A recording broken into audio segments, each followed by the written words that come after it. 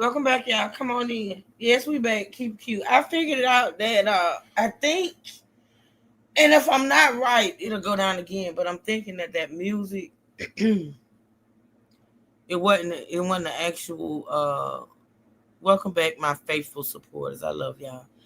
Um, yeah, it wasn't the trial itself that caused that copyright claim. It was the music. It's sitting up there having a whole damn concert in the and I didn't even think about that.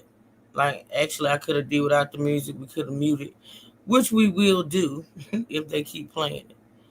Yeah, I didn't either, Melissa. Not at first. I'm thinking like, okay, Law and Crime. Damn, I've been streaming them for years. But yeah, I think that's me and Trey talked, and I think that's what it is. I think it was the music. So we're gonna go back to where we left off. Where I think we left off. Actually, I think in real time they're on a break. Of course, they break more than they.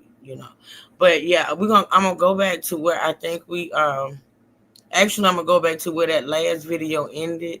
Yeah, a whole concert, girl. I'm like, okay.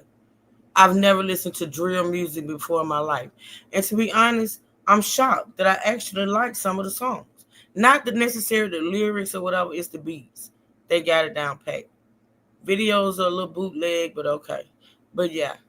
Yeah, it's just 5 minutes. Okay, great fun. Thank you, baby. All right, so we're gonna go back to the courtroom, y'all. Listen. So just know that if they play more videos, I'm gonna mute during the video. In fact, I'm gonna cover the whole screen. I ain't gonna even show the visual. I'm not gonna show play the music or whatever. I'm just gonna mute up during the videos if they play some more, and then we'll come back when they testify. Okay, just to be on the safe side. I put too much work in on these damn lives to be. They gotta stop playing. Why the fuck come Law and Order ain't go down? They playing the damn video, but it's okay. Not Law and Order, damn. Law and Crime. They the one playing the damn video. They ain't go down. The hell? But hopefully, this is a music issue, not a Law and Crime issue, because I would be very upset. But anywho, we're going back to the courtroom, y'all. And thank y'all for coming back. I appreciate that. I really do. All right, let's go. Out of the vehicle and stands over a guy with a gun and kills him in the video. Oh, I get it Right? And from that, what there. he I would has do the is same what looks thing. like a 9mm with a Yeah, drum attached, right? I would have did the same Yeah, thing. I don't know if it's a 9mm, but it was Okay. a handgun. A handgun. Yep. Is it better? A handgun with a drum attached. Yes, ma'am. All right. And the drum, the purpose of that is to put more bullets in it, Yes, ma'am. right? So that the handgun will shoot much more than what it would normally shoot if it didn't have that attached to it. Correct. Right? Now he starts at the end of the song and he says, he wants to list his dead ops, right? Yes. And then he goes through the entirety of the song listing people that have died from the other gang. Is that accurate? Yes. So I heard, and just tell me if I'm correct, I heard Nietzsche was one of the people that he listed. Yes, ma'am. I heard Leaky was one of the people that he mentioned. Yes, ma'am. I heard Busta that caught one to the face. Did you hear that? I heard that, but I'm not sure who Busta is. Okay. I heard a reference to the 2018 shooting about Ace being the only one to survive. Yes, ma'am. Okay, so this is another song where he's discussing that 2018 shooting, Yes, right? ma'am. And this song was also published to YouTube. Yes, it was. Do you recall how many views this video has? No, ma'am, I do not. Would taking a look at the actual video on YouTube help to refresh your recollection on how many views it has? Yes, ma'am. Okay.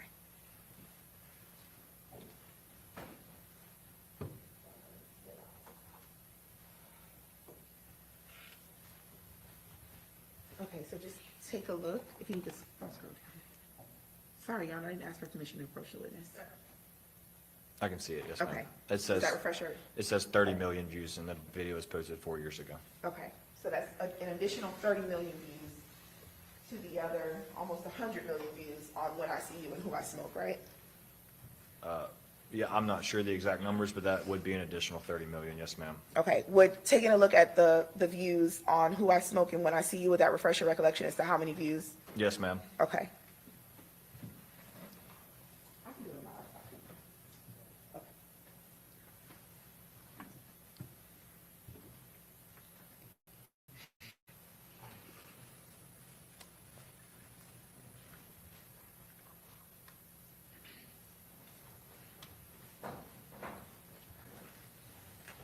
Okay, so this is related to When I See You. Yes, ma'am. It says 69 million views. 69 million views. And for Who I Smoke, 57 million views. okay, so we have 57 million views for Who I Smoke, 69 million views for When I See You, and 30 million views for Dead Ops. Yes, ma'am. Now, I don't really feel like doing math right now, but it's definitely over 100, right? Correct. Over 130, right? Yeah, roughly. Okay. Let's go to Dead Ops. Your Honor, at this time may we approach? Yes.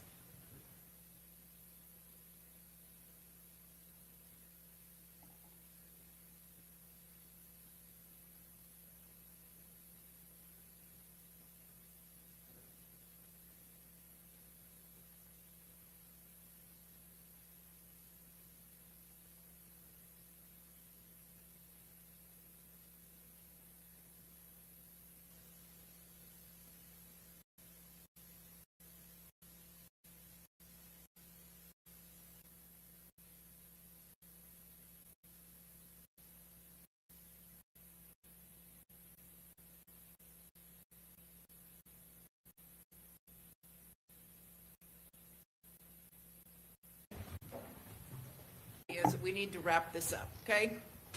Yes, Your Honor.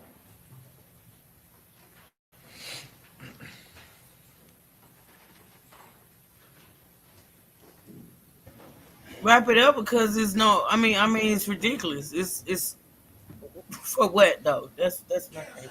Wrap it up because it has nothing to do with nothing. We asked the thing. Oh no. Hold on, y'all. Hold on. Oh hell no. We're not doing that. I mean, they just having whole damn concerts in the damn. I'm sorry, y'all. We can't do the music. They just got us cut down. Oof. Damn, what is that? Okay. They're at Melvin Park. Or specifically the name of the song. Sorry, I didn't ask Oh, that. Right. that was the Beatbox remix. Okay. One of the videos that you mentioned that you have viewed in your investigation. Yes, ma'am. Hey, the Sade. So it wasn't just Foolio in that video. There's someone else rapping as well, right? Correct. You know- Kojak. Kojak. You done. And who is he connected to? He is 6 Block. All right. Oh, that's And Trey. there were other people in the video, right? Baby, I was Yes, ma'am. just about There to were say there was even a But little Trey, boy that's in the on video. you. That's in your right? shit. Yes, ma'am. Have you do you know who that little boy is? No, ma'am. You haven't identified him as a member of any sort of gang connected to this, right? Objection, Your Honor, relevance. Go ahead. No, ma'am. I don't know who he is. Okay. All right. And do you know or do you recall how many views that video has? Oh, no, ma'am.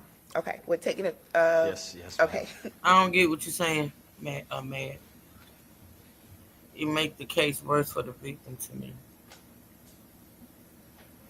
A rap song shouldn't cause you to get killed. I don't give a fuck what the situation is, but that's just what it is today.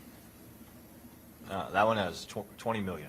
20 million views. Yes, ma'am. So we're somewhere. north Shit's of 150 ridiculous. million views. So unnecessary. Yes, ma'am. Okay. And then the last video that we mentioned that you have seen was Dead Ops 2. Yes, ma'am. Do you recall how many views that video has? No, ma'am. I do not. Okay, we're taking a look at, Yes, ma'am.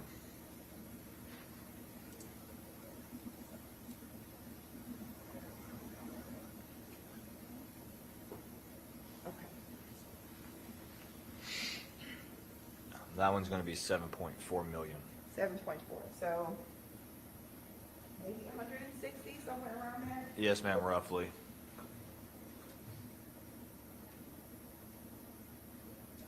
Okay, and those aren't all the videos, right? There are other music videos as well, right? Yes, ma'am. And those potentially have millions of views as well. Potentially, yes, ma'am. Okay. All right. In any of the videos, What's up, man? Hey, Live. good morning, good morning, good morning. Oh, good afternoon now. Yeah. No, what I was saying is playing his videos, won't that make it worse for the case that they trying to prove? As far as the guy was violent. Well, this is the thing. This is the whole thing. There's a whole gang war apparently in Tampa, whatever, Florida, period. I don't know. There's a whole gang war. If you pay attention, many young men have passed away due to this whole gang war. So I think in playing the videos, what the prosecution is trying to prove is that the back and forth with the videos and the gang war and the back and forth killings, it happens. It is what it is. You can't deny it. But you still, even with it being a whole gang war, and the killings keep going, you still have to prosecute who you can prosecute. People still have to stand trial for doing, even though they feel like this some normal shit. Like, I don't understand how people glorify this bullshit of these young kids around here killing each other and rapping about it. I'll never get it. That's cool with me. I just stay out of shit. You know what I'm saying? But what I'm saying is, they playing the videos to from what I gather, they playing the videos to show the back and forth. I mean, Foolio was violent. He killed, or his block or whatever killed, and the other guy, he was violent. His block, they all were violent. They all were killing each other. They all were making music videos about it. But it's still the Yeah. state's. It's still the state's job to prosecute killers, even though they're killing each other, gloating about it, bragging about it, making songs about it. They still have to prosecute. And playing his videos, yeah, Yeah. of course, it's gonna show playing his videos, of course, is going to show his part in it. But I still say, and I'm going to continue to say it, because a music video shouldn't and causing a person to be killed. I'm sorry. And I don't care I who it mean, is, whether it's this guy, the next guy, the other guy, all the other guys that died before. None of this should be happening, and nobody deserves to die. they don't. I totally agree with you. But how come they don't have the common sense of knowing that? I You mean, have to ask. because I You mean, have to ask him I that. went You have to ask him that. I don't know. I, I I, can't answer. I went through this with a couple of people up here with the FBG duck thing, and it's like I didn't feel sorry for him. When you sit here and listen to his music, because I wasn't a fan of the drill rap, you know what I'm saying. But when you go tune into his music and you hear this guy preaching nothing but death on other folks, karma's a motherfucker. A lot of folks It don't seems like understand to me, karma. to be honest, and I get what you're saying. Let me stop you right here. It seemed like to me you just saying, okay, he deserved to die, or he deserved what he got, or He what you spoke crying he for. spoke spell he spoke spells on himself. They I all. mean, I don't believe in speaking spells on yourself. I don't believe in that. I don't I believe in mean, that. I mean, I mean, like our language is a spell. You know what I'm saying? Everything we speak is a spell daily, no matter what form we put it in. So it don't matter what you speak. If you speak good or bad, it's still a spell. So a spell is a spell. So whatever's Yep, gonna happen. But what I'm saying is, true. with none of these young men, none of them, not none of them, and I don't know anything about these people. I don't know anything about drill rap. I definitely don't know anything about no gangs and gang bangs and all that. All I'm saying is the shit need to stop. All I'm saying is this is fucked up that people actually support this type of shit. I don't even understand why people are around here supporting drill music and these people killing each other and making videos gloating about it. They promoting that shit. They rocking that shit. They playing that shit. They rapping that shit. And then when somebody that they fuck with get killed, all of a sudden it's woe is me. It's not woe is me for any of them, because they need to stop. And people need to stop. Look at the views they talking about this shit gets. This is ridiculous. I'm sorry. Oh, old school was not like this. I mean, it was wars, it was beef, but it was handled different. I believe my era, probably 90% of them is dying naturally. Then there's a 5% that did die like this, and then there's a 5% that OD'd. But the You truth know of the what matter, I'm saying? we can sit here and talk about the old days and old school days and what happened back in the day all we want, but we living in the here and now. And the here and now is that this shit is glorified. The here and now is that this shit is supported. The here and now is that people are getting shot. Mamas, daddies, sisters, brothers, cousins, babies. People are getting killed. I'm talking about in droves. I ain't talking about just some isolated incidences like it was back in the day. I'm talking about what's going on now. People are dying. Like, people are literally getting shot in broad daylight in the streets. Then you got motherfuckers out here, ignorant motherfuckers out here that come out here and they promote this shit. They gloat about this shit. They talk about this shit. They support this shit. You know what I'm saying? And then when the shit happens to somebody they fuck, like the person they fuck with kill this person. They come out here and this, this and that and the third. But then when that person gets shot, then it's woe is me. No, fuck that. Fuck that. This shit is ridiculous.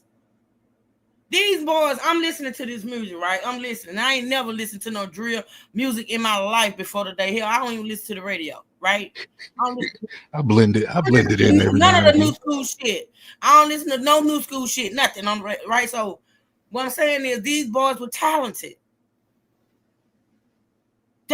Why are you wasting your talents on music that's glorified killing people and bragging and boasting about killing people? It's ridiculous. It's the trick of the money, and we need to get to the root of it, which is basically the industry, and then we have to look at the cities that they in and who's controlling these cities. No industry. Ain't no Who ain't part of the industry? Ain't no mainstream record labels got these people. Are you looking at the videos? That shit is homemade. Them people, so these are independent artists? They funding their own shit, man. What record label you know that? I don't know. Maybe I'm wrong. But what record label you know got drill music on their shit? Oh, see, I don't know too much about drill. We both could be wrong. I don't know. I'm just speculating off the other stuff that we have seen. You know what I'm saying? Where they are helping pushing this stuff. Yeah, you know what I'm saying? Yeah, that's true. But those rappers. But look, the mainstream rappers. Now, some of them are but the mainstream rapper, the ones that's on mainstream, they not killing people every day, all day in droves. This drill music is based off of killing. So who's the distributors? So the industry got to be in there somewhere, because I know they're not distributing by themselves and producing and all this other stuff. Master P was distributing for him. Them people were selling CDs at the car. Everybody's not a Master P or Homeboy, Yo Gotti. So you these young dudes is not built like that. Master P can distribute his own shit, but these boys can't. For the age that they at, I don't think so. They not thinking like that. They don't even want to listen to us. So I know they're not listening to business moves as far as which go. That most of this music and these videos are streaming on social media. They're not on the radio. They're not like the mainstream music. They are on social media, period. Yeah, things all set up a little bit different. Yeah, it's totally different. But it's happening. And we need to find out how to get control of it. Because if they're not listening, we got we got to, because we got kids and grandkids about to come up right behind them, coming into the same stuff. So we have to come up with solutions. If we overlook it, when the police sitting up there on the stand testifying about this shit and they can't do nothing, beat their ass too. I mean, shit. They ain't against. It's the whole fight the power for me. Fight the power. I mean, if they fucking up like that, you know what I'm saying? Well, we see our youth going down, and they ain't doing nothing. That mean they want it to happen. So we need to get them out the way. Listen, I do my part as far as being a part of a community that's all about stopping the violence. I do. I'm part of 3 organizations. Especially since my son passed away by gun violence, I'm deep into it. I promise you, man. But this shit is so big. Like at this point, it's just huge, and it seems like to me, it's a whole shit. As much as to stop the violence is a movement, the whole kill the motherfucking kill Bill is a movement. I mean, it's like it's ridiculous. But you can do what you can. You be part of what you can. You fight as much as you can, but this shit is whack. It's weird and it's whack. It's past fighting for the witch call. It's like we just got to basically get their attention. Once we get their attention, then to get them to listen. They're not listening. They running wild. Whatever frequency this drill music is on, or whatever any of the gangster music is on, because sometimes they don't come out of it until they get out of it. You know what I'm saying? Mm-hmm. That's why you see the older generation, they they're a little bit more wiser because they did go through this stage, but it's a level. Everybody's growing up. Is what I'm trying to say. And youngsters don't listen. The thing is, what do we got to do to get their attention? Amen. If I had the answers, I would definitely provide them.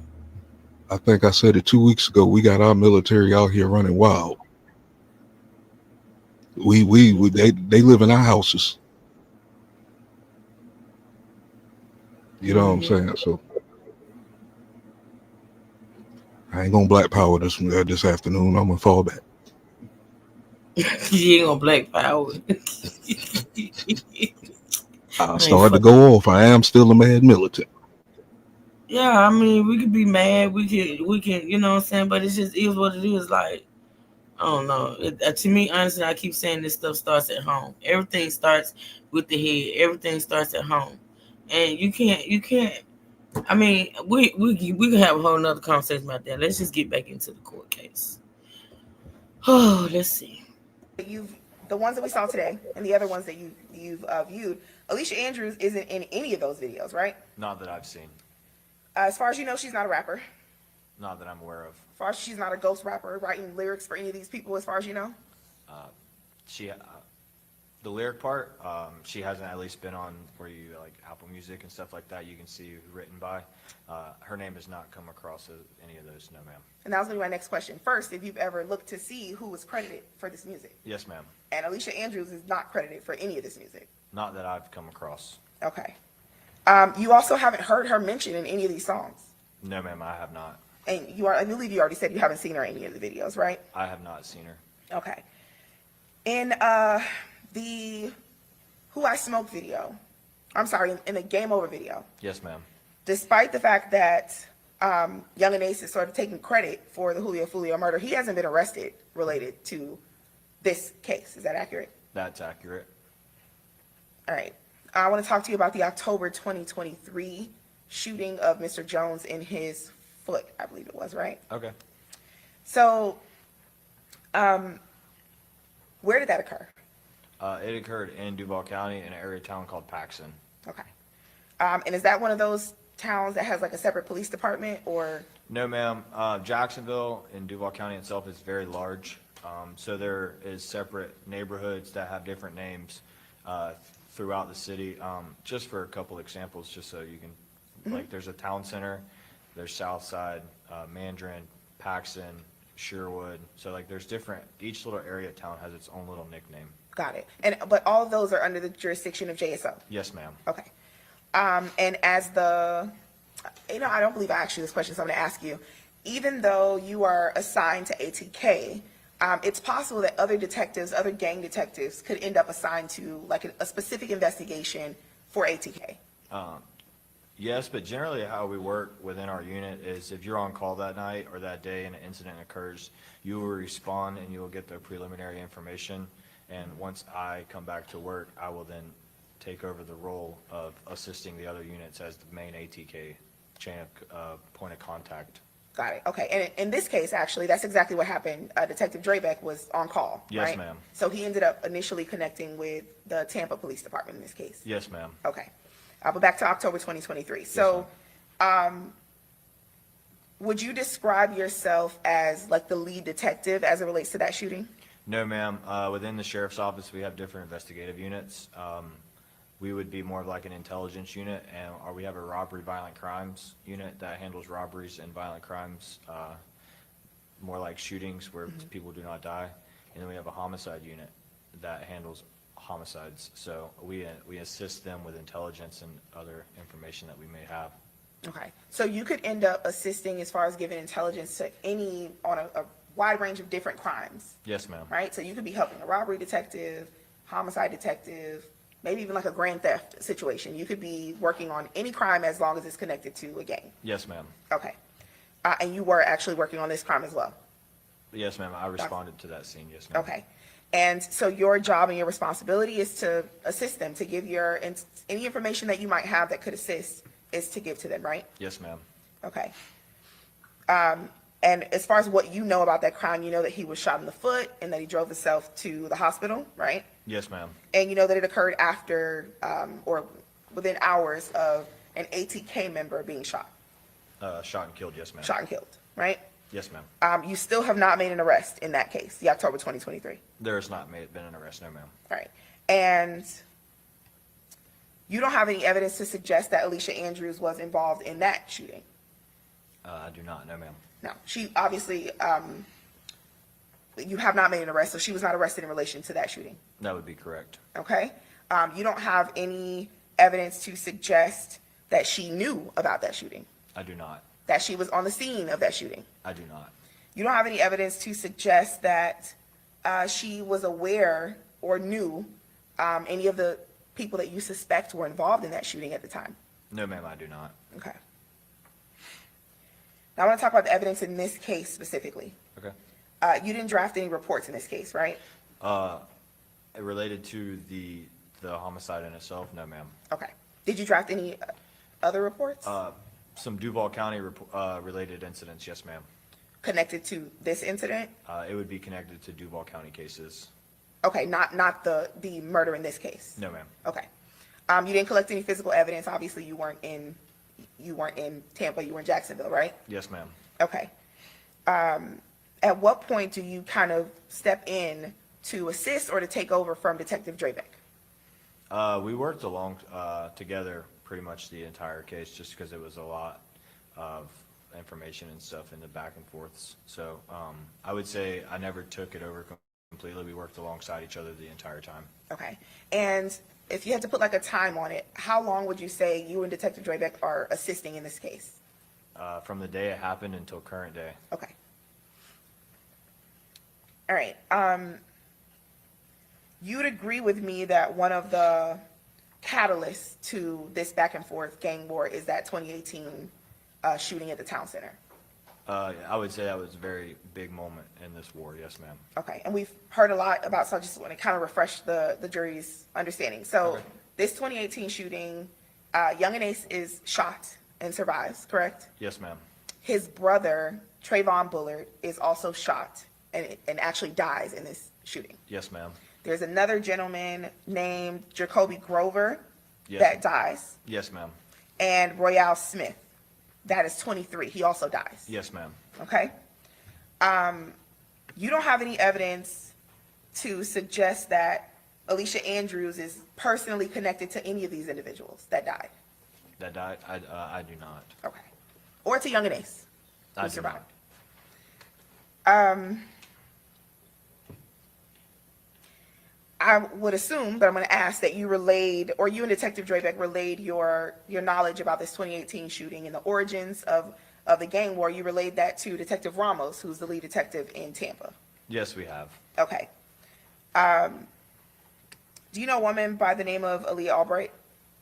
I know of her. I don't know much about her. Are you aware that she was on the scene the night of this shooting, this murder, the murder in this case? Yes, ma'am.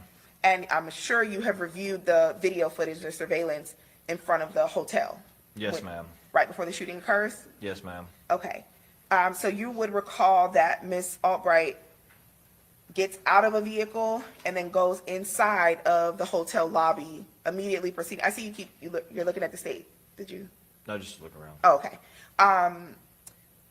She proceeded inside of the hotel lobby immediately before the shooting happened, right? The last time I saw the video was a good while ago. I would need to refresh my Sure. memory on the video. No problem. Your Honor, I'm going to object to outside the scope of direct. Yes, what's this relevant to? Your Honor, can we go sidebar about this? Yeah. I wanna make this out. Come on up.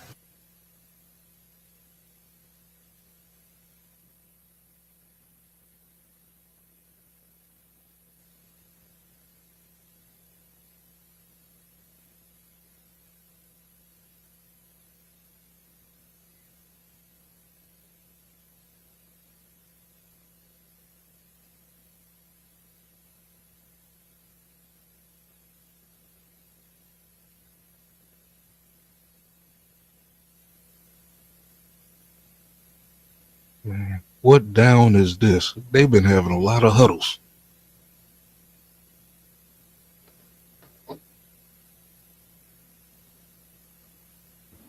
They having huddles because this lady's her questioning has nothing to do with nothing. Like the judge is tired of it, the prosecution is tired of it. She's just at this point putting on a show. She looked like she had a fucking long weekend. Hair ain't done, suit wrinkled. She just looked Yes. like she just threw herself to damn gather. Sick of it. So you can't talk to anybody, including the And prosecutor, this until girl you've got don't give a anything to damn do with this about case, nothing. all right? She ready We'll to be go back in back to her 5. cell. Me too, cute. And his boys What got money shot. boy? I don't know. Do Hi, Miss anybody in Tia. the chat know what? Does anybody in the chat know what creative music group is? What? Create music group. What about that? What is that? Evidently, that is what he was what he was working under, putting his music out on. Oh, It seems like a okay. big group that started off in 2015. Now I look deep into this stuff, man, because Yeah. a lot of these deaths be linked together. Of course, that's why they're talking all about all these deaths in this on this one case, and I'm sure they're gonna come up in the other cases, and in the other cases, in the other case. It's four more people got to go to trial for these. So yeah, So if we're not going to look at the industry itself, we need to look at these kind of groups that they putting this stuff out on. I mean, something ain't right. There's too many young kids doing it going down. I agree. Well, hold on to bring him in yet. Wait the hold a fucking minute. Is this girl? What is wrong with her?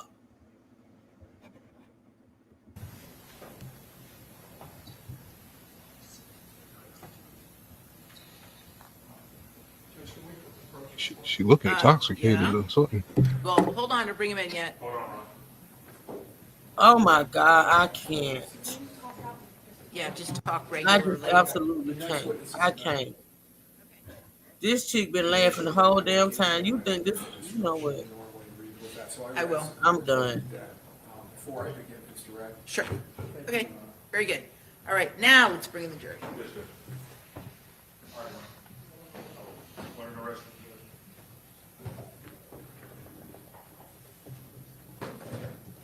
Did you think I included that instruction in my? I think you something did sent too. you? I don't know if it's easier. I so much paper up here. My biggest problem is finding what I need at any given moment, but I do have it. Very good. Yep. All rise.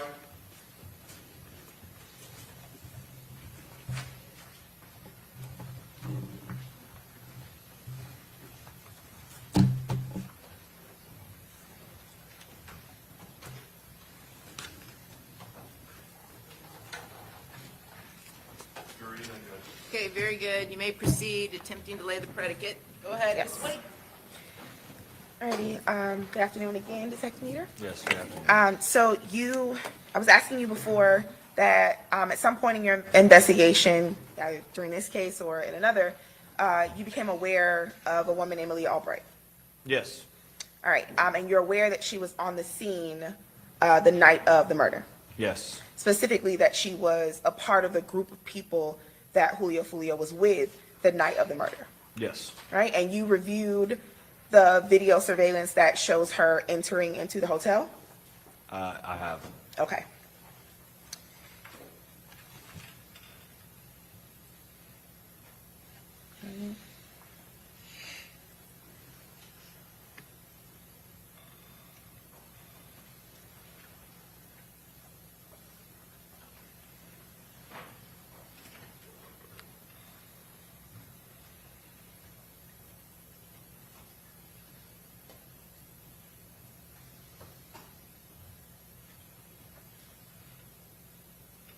And for the record, what are you getting ready to show this witness? What is this? That's what he just testified to.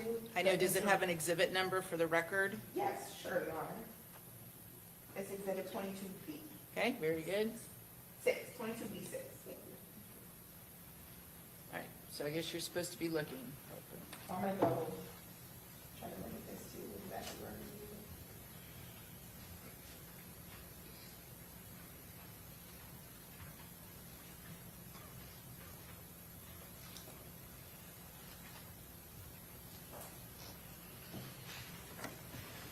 I have a little pointer I'm gonna try to use, Okay.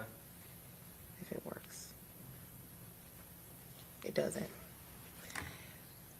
Okay, so I want to direct your attention to the vehicle, the people getting out of the vehicle. Yes. Do you recognize one of those individuals as Miss Lee Albright? I believe that's her in the pink. I'm not Okay. 100%, but I believe that is her. All right, and what do you see her doing at this point? She's following a young man named Tafa McCray into the hotel. And as far as your understanding of this video, this happens prior to the shooting. Yes. All right, and in your recollection of what occurs in this video, I can play it through if you need me to. Miss Albright doesn't come back out before the shooting occurs, right? I'm not sure. Okay. You do know that she was not shot in this incident, right? I don't think so. I don't know the answer to that either. Okay. But you have seen this video in its entirety? I have. Okay. Okay, what's your next question? You mentioned earlier, we spoke at length at this point about the 2018 shooting, right? Yes, ma'am. And one of the individuals involved in that shooting is going to be this gentleman right here, Trayvon Bullard, right? Yes, ma'am. He's one of Also the known as deceased. Quan. Yes, ma'am. He's or- deceased. He is deceased. He died in that 2018 shooting, right? Yes, ma'am.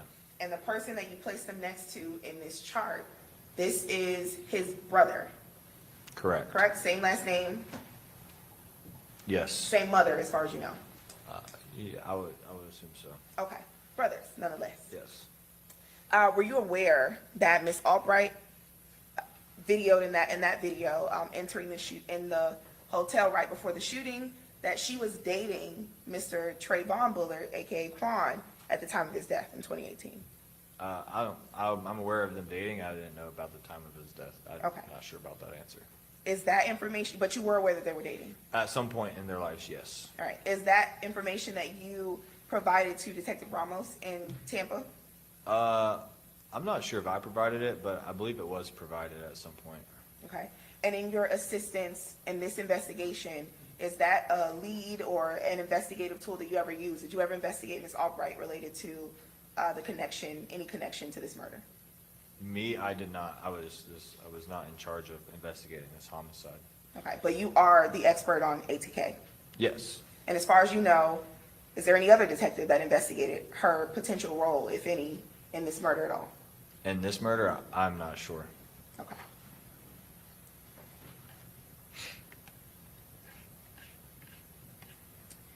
You're familiar with a gentleman by the name of J. Dot? Can you elaborate more? There's multiple. There are multiples. Ja'Cory Rivers? Yes, ma'am. Okay. Nickname or street name or rap name, J. Dot? Yes, ma'am. All right. To your investigation in this case, in this particular murder, did you learn that J. Dot apparently may have sent Mr. Isaiah Chance money to pay for an Airbnb in this case? Yes, I did learn that. All right. Was he arrested in relation to this case? Not to my understanding. Is he a member of 1200 as far as you know? I don't think he's a member status. That would be a better question for Detective Griffin. Okay, understood. In your investigation in this case or in any other case, have you ever come across, one second, Your Honor.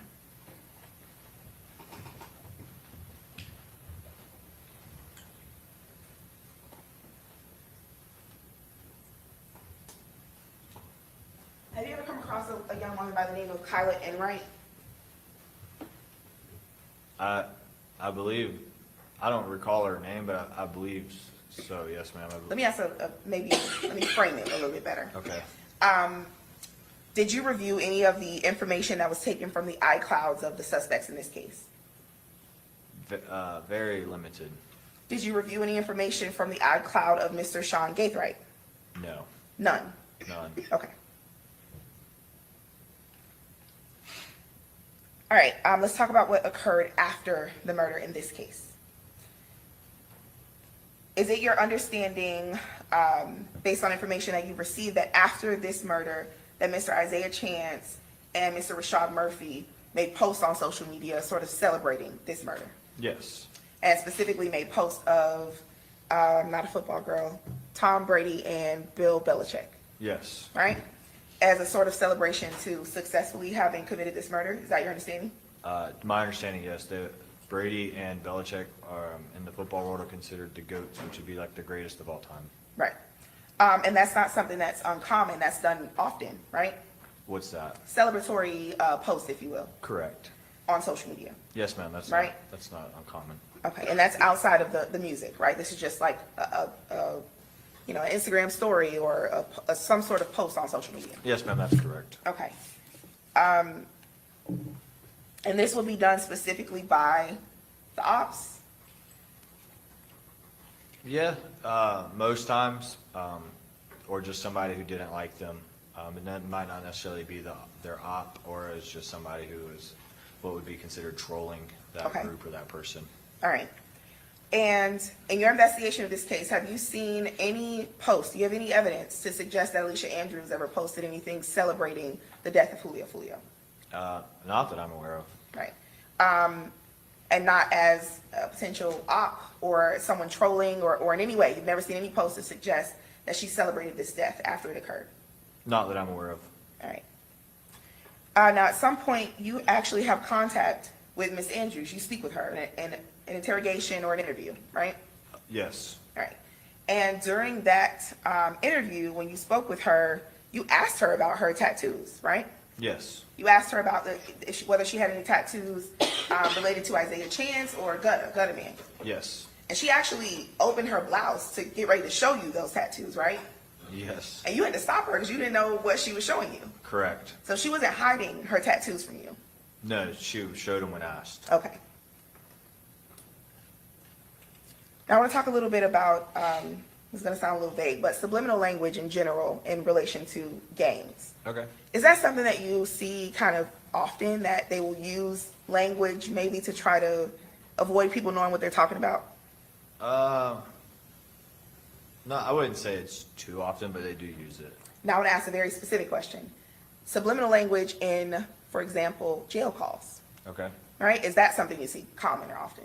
Yes, ma'am, they try to get their point across without law enforcement understanding. Right. And the goal of that is so you don't know what they're saying, Yes. right? Yes, ma'am. So they're not being explicit. They're not telling you their plans or anything like that, right? No, ma'am. They will be using like code words or symbols of some sort to. Yeah, with whatever they have created that they both people on each side of the lines understand. Right. And when you are listening to a jail call, it's going to be on recording, right? Like it's a jump drive or a CD that you might have. For us in Duval County, we have access to the system, so we listen to them once they are recorded. They are uploaded to like a website under the name.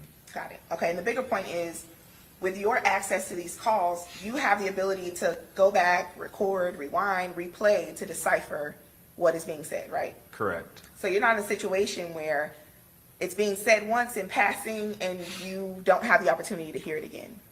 Yeah, That's we're not your situation. Yeah, no, that's not our situation. Okay.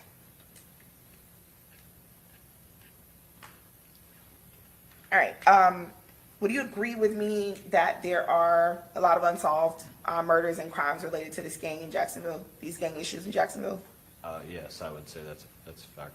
All right. And the cases that are solved, you sort of track those as a part of your investigation? Yes. Like you keep up with who's been, convicted or who's going to trial, who's off the street, who was let back out on the street? Yes, ma'am. Okay. You're aware of someone by the name of Queso. You mentioned it before, right? Yes, ma'am. Okay. And Queso, as far as you know, is a member of ATK? He is. Right. And you've listened to many of Young and Ace's songs that mention Queso. Yes. You're familiar with the lyric in one of Young and Ace's songs where he says that he dropped $50K on Queso's lawyers? I don't know the exact song that you're speaking of. But you're aware that Young and Ace or ATK has paid for Queso's attorneys? Allegedly, I don't know if that's the truth or not. Okay. You're not aware allegedly or in fact that Young and Ace or anyone associated with ATK paid myself or anyone sitting at that defense table? Objection, Your Honor, improper calls for speculation. You can answer. That would be between you and y'all and Young and Ace. I have no idea. I'm asking you if you know. I have no idea. Okay, you don't know. No, ma'am. All right.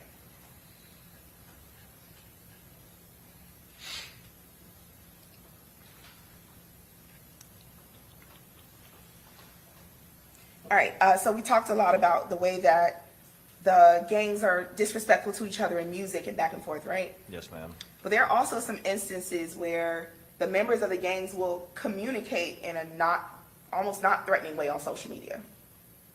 I've seen that. Yes, ma'am. For example, on Twitter Spaces, Yes, ma'am. which is a new thing where you can kind of like, it's just a room where people like can a talk. chat room. Right, like a chat room. So you've seen that before, correct? Yes. And specifically, you've seen it between members of ATK or 1200 and 6 Block, I have. all right?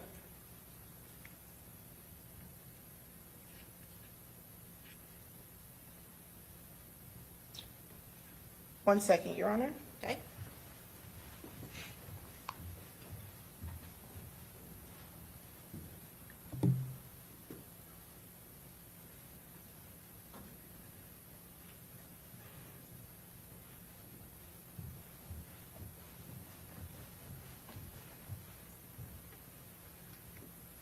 Okay, outside of the allegations in this case, you've never investigated Alicia Andrews in connection with any crime connected to ATK. No, ma'am. You've never investigated her in connection to any crime connected to 1200. No, ma'am. You've never investigated her in any crime. Your Honor, improper bolstering. Overruled. What's your next question? Well, I guess 2 other gangs that I was going to list, Your Honor. Go ahead. In connection to 6 Block, No, ma'am. in connection to, I guess what would be considered Out East, No, ma'am. and in connection to any other gang in Jacksonville, No, ma'am. right? Outside of the accusations in this case, her name has never come up as a person of interest in relation to any of these gangs or the crimes that are connected to these gangs.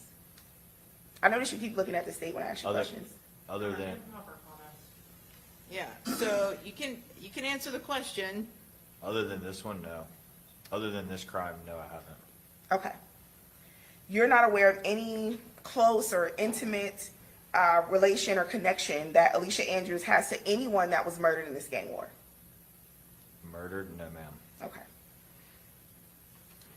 You don't have any evidence that Alicia Andrews had any personal or close connection to any of the people that are mentioned in these music videos that we have watched? Not the ones we've watched, no. Any ones that we haven't watched?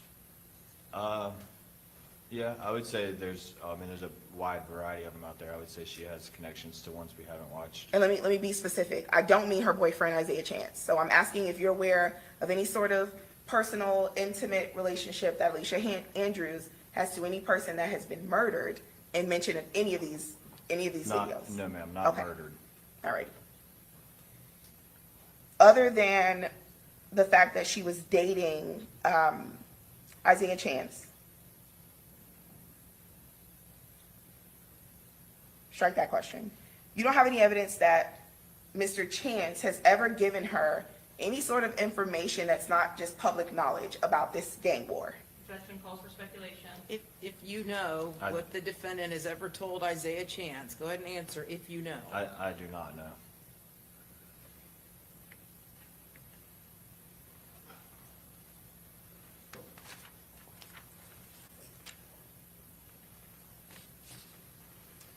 In your work on these cases, throughout Jacksonville, these gang cases, you've never discovered any motive for Alicia Andrews to want Julio Foolio to die, No, ma'am. right? And other than Alicia Andrews being the girlfriend of Isaiah Chance, you don't have any evidence to suggest that she's somehow connected to gang activity at all? No, ma'am. No further questions. Okay, redirect. Detective Peter, have you made arrests for homicide? I'm sorry, excuse me. Have you made arrests for homicide or conspiracy to commit murder in Jacksonville in your time in the gang unit or before that? from individuals that were related to these gangs that were not paid for defenses by Young and Ace? Me personally, I've not been the affiant or like the author of any of homicide reports, but I've been involved in them, yes. And have you had any cases where there was some paid-for defense team by Young and Ace that you can establish proof of? I'm not aware of who pays for defense attorneys. Is that, whoever's going to pay for an ultimate defense attorney, does that even have any part of your consideration regarding your investigation? No, ma'am. You were asked in relation to whether Miss Andrews has a close personal connection or relationship with anyone from these videos that had been murdered. How about people from these videos that have not been murdered and are still alive? Yes. Have you had an opportunity to review the cell phone extractions or the data that's been collected from Miss Andrews' device? Not the thing entirely, but I viewed some of it.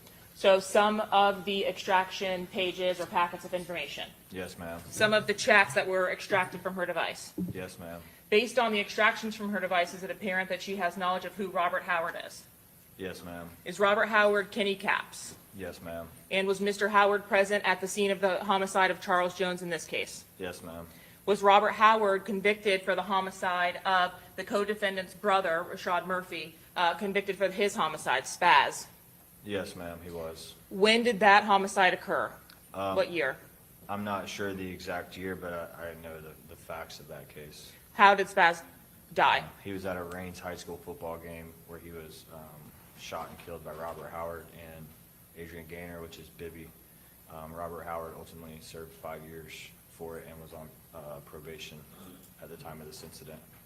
Based on your review of the cell phone extractions from Ms. Andrews' device, or at least a portion of those, are you able to also make a connection that Bibby is mentioned in that device? Yes, ma'am. How about ATK Keese? That's a member of a gang that's different from 1200. Was ATK Keese referenced in that device? Yes, ma'am. Objection to vague as to being just referenced in that device. Whose device? Was there evidence in Miss Andrews' phone of her communications with ATK Keese and direct messaging in the Instagram? Yes, ma'am. Was there screenshots of those communications between this defendant and ATK Keese in that device? Yes, ma'am.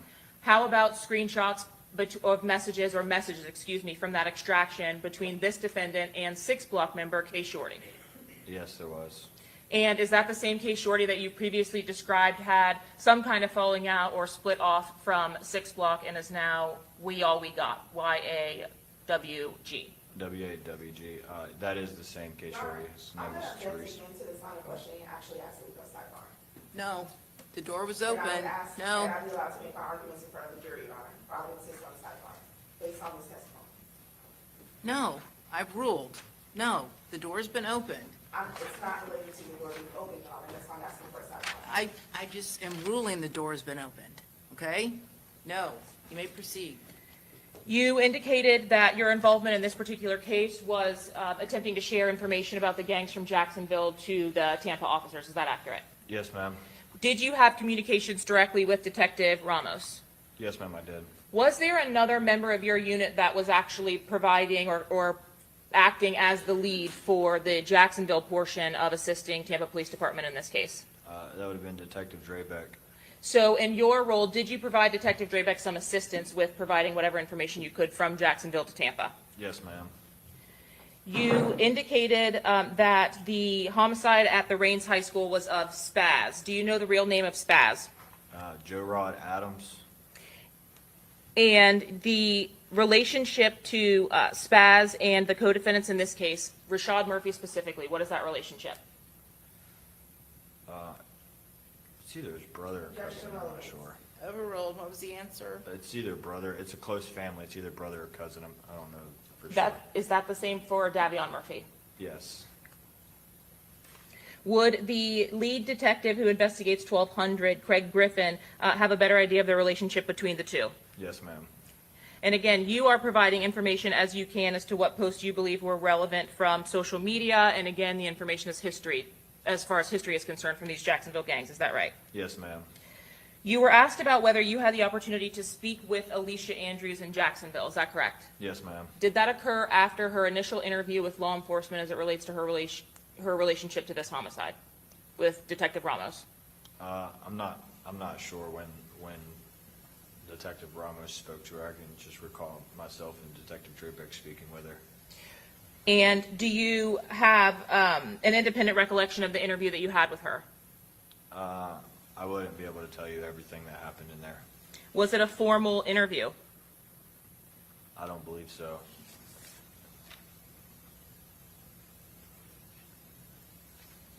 I'm sorry, about like formal, like I believe we Mirandized her and read her rights and spoke with her as she was under arrest or like being lawfully detained. You were asked whether Alicia Andrews has any relationship to the attempted murder case that happened in 2023 of Charles Jones. Yes, ma'am, I was asked. You specifically were asked whether she had relationship to anyone who had been linked to that offense. Yes. Objection, Your Honor, mischaracterization of the testimony and the questions asked by the defense. Overruled, go ahead. You did you have an opportunity to review that investigation, and ultimately you responded to that scene? I did, yes. Did you develop potential suspects for that offense? We did, based on the evidence that was recovered and tested. And were there ballistics evidence recovered in this case that linked back to the individuals that you suspected had committed that offense? There was, on the scene there, we recovered spent shell casings, a lab, and were tested through our NIBIN technology. Objection, hearsay.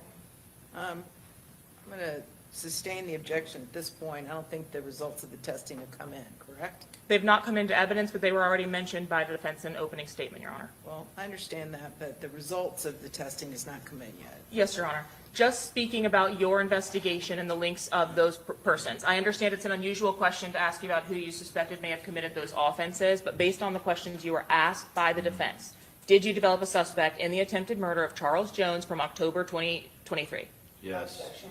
And Overruled, go ahead. do those persons have a specific relationship to this defendant, Alicia Andrews? Yes. Are they her co-defendants?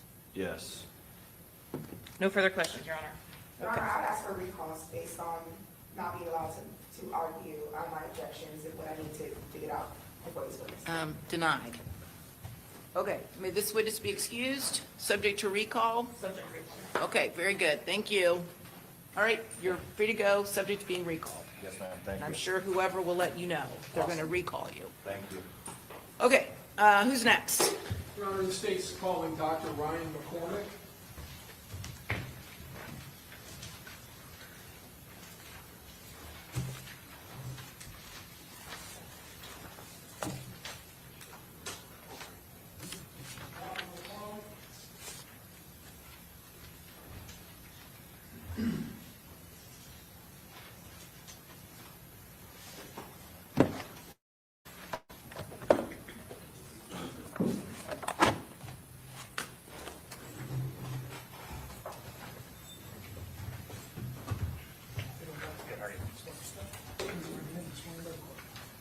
Do you swear affirm that the testimony you're about to give will be the truth, the whole truth, and nothing but the truth, so help you God? Hey. Yes, sir. Okay, have a seat, and I'm going to read the stip now, correct, Mr. Harmon? Yes, Your Honor. Okay, so, ladies and gentlemen of the jury, when the parties agree that certain facts are true, that is called a stipulation of fact. You must accept stipulated facts as having been proven. However, the significance of these facts, as with all facts, is for you to decide. In this case, the stipulated facts that you must accept as true are stipulation to identity. It is hereby stipulated by and between the defendant, Alicia Latoya Andrews, and the state of Florida, that Charles Jones, the person named in count 1 and 2 of the indictment in this cause, was found deceased on June 23rd of 2024 at 11606 McKinley Drive in Tampa, Hillsborough County, Florida. An autopsy examination was performed on the body of Charles Jones on June 23rd, 2024 by Dr. Noah Riley, D.O. We hereby certify that the foregoing stipulation is made in good faith and for the reasons herein alleged, dated this 27th day of October, 2025. And then the stipulation is signed by Mr. Harmon, Assistant State Attorney, Jeremy McClymont as attorney for the defendant, and the defendant herself, Ms. Andrews. All right, very good. You may proceed. Thank you, Your Honor. May it please the court. Good afternoon. Would you please state your name? Ryan McCormick? Can you spell your last name, please? Yes, McCormick. How are you employed, sir? I'm an associate medical examiner at the Hillsborough County Medical Examiner's Office here in Tampa, Florida. And what do you do there? So my job as an associate medical examiner is to perform autopsies and to determine cause and manner of death. All right, how long have you worked for the Hillsborough County Medical Examiner's Office? I've worked for Hillsborough County for just over 6 years. Can you tell the jurors your educational background? Yes, so I received my undergraduate degree in microbiology from the University of California, Davis. I then attended medical school and received my medical doctorate from Temple University in Philadelphia, Pennsylvania. Afterwards, I went to residency for anatomic and clinical pathology over at Emory University in Atlanta, Georgia. At the end of my anatomic and clinical pathology residency, I took my board examinations in both anatomic and clinical pathology and passed those. The board exams are multi-day exams to show you're competent to go out and practice on your own. At the end of my residency, I then started a one-year fellowship in forensic pathology at the Fulton County Medical Examiner's Office in Atlanta, Georgia. And at the end of that 1 year, I then went ahead and I took my board exam in forensic pathology and passed that exam as well. So are you now board certified in certain areas of pathology? Yes, I'm board certified in anatomic, clinical, and forensic pathology. Doctor, how many autopsy examinations have you performed in your career? I've performed approximately anywhere from 2,000 to 2,200 autopsies. And have many of those involved gunshot wounds? Yes. Do you have an approximate number out of the more than 2,000 autopsies? I typically do anywhere from 20 to 30 homicides a year, which are typically gunshot wounds. Probably like three quarters of those are gunshot wounds. And then I supervise fellow trainees essentially who are doing autopsies on gunshot wounds.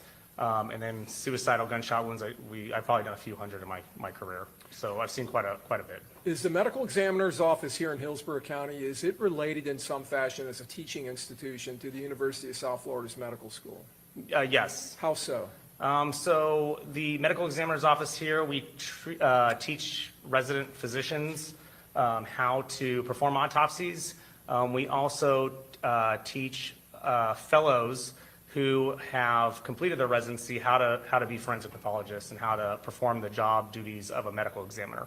And they get on-the-job training at the medical examiner's office here? Yes, correct. Can you tell the jurors, as far as medicine, the area of forensic pathology, what that deals with? Yes, so forensic pathology is the study of natural disease and trauma and how either the disease or trauma causes or contributes to someone's death. Doctor, have you testified previous to today as an expert in the area of forensic pathology and medicine? Yes, I have. Approximately how many times? Approximately a dozen times. In what jurisdictions? Both here in Hillsborough County and in Fulton County in Georgia. The term cause of death, what does that term mean? So the cause of death is defined as the initial disease process or injury process that starts the chain of events that leads to a person's death. And the term manner of death? So manner of death is a statistical classification scheme that medical examiners use. It's a medical classification scheme that kind of synthesizes all the data that we have from autopsy, from toxicology testing, from circumstances, and we try to fit deaths into these categories for statistical purposes. What are the other manners of death other than homicide? Besides homicide, there are natural manners of death, which are things like cancer or high blood pressure.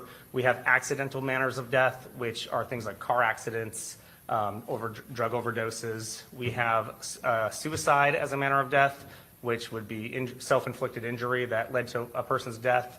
And then we have an undetermined category where we, after all of our investigation, we can't really determine or place it into one of those categories neatly, so we consider them undetermined.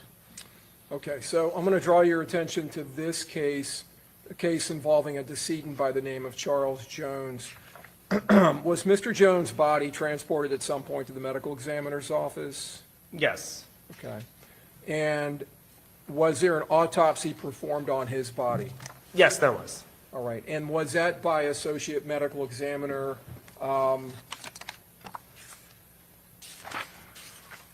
Dr. Noah Riley? Yes, correct. Excuse me, okay.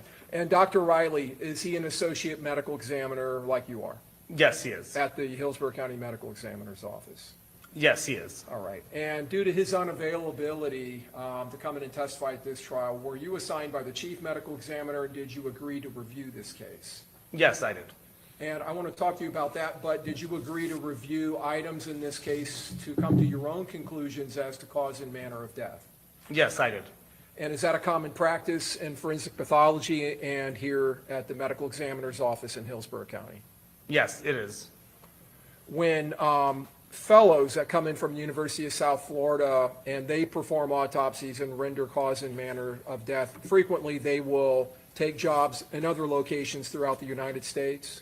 Yes, that's correct. And in those situations, normally do you and other doctors who have permanent positions here at the medical examiner's office, do you also substitute testify in those cases? Yes, we do. Okay.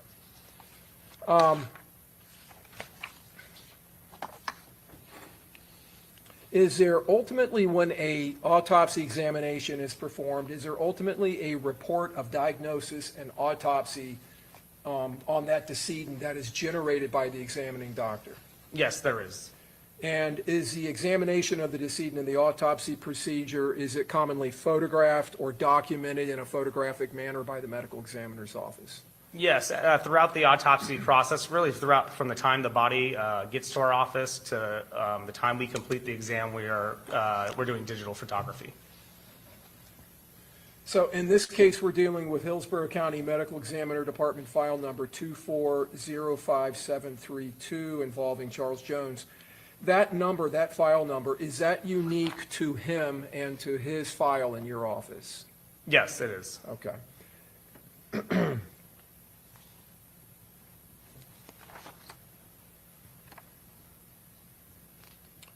And Dr. Riley did in fact generate a diagnosis and autopsy report on Charles Jones? Yes, he did. Does that report follow a certain format that is generally followed at the medical examiner's office? Yes, And have you had an opportunity to review that report? I did. As part of my review, I reviewed the autopsy report, yes. Did the autopsy report include anatomical drawings by Dr. Riley where he was describing by drawing these and indicating where injuries occurred? Are you referring to like the body diagram? The body diagrams, yes. Yes, so the case file did have the body diagrams within them, yes.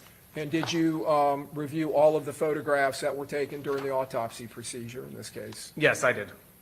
When the body is brought into the medical examiner's office, is it prepped in some form or fashion for autopsy? Yes, we initially prep the body when it comes in. Before we unzip the body, we will actually perform an x-ray just to get an idea of what's inside prior to opening. Once we open it, we then take photos of the decedent, how they are. And then from there, we continue to process by undressing the body, removing any kind of, sometimes we, at scenes for homicides, we'll bag hands to preserve evidence. So we'll remove those bags and we'll photograph the hands as they are. We'll take fingernail clippings, we'll take head hair to preserve for evidence possibly in the future. And then we will usually remove him from the body bag, usually remove the person from the body bag and re-x-ray them prior to starting our external examination. Is the body washed in its preparation process? It is eventually, but typically what will happen is we'll do what we call the external examination first. So we'll go through and look head to toe and pretty much perform a physical exam documenting natural disease findings, trauma, physical identifying features. And then once we've significantly done that and photographed those things, then we would wash the body. Okay. So I'm getting a little ahead of myself. So in the that external examination, would you document things such as tattoos and scars, things like that, surgical scars? Yes. And would you make observations of any external injuries, such as a gunshot wound that may have an external component? Yes. Okay. Is the body weighed and measured? Yes, it is. In this case, do you recall what Mr. Jones' height and weight were at autopsy? He was 6'2" and 135 pounds.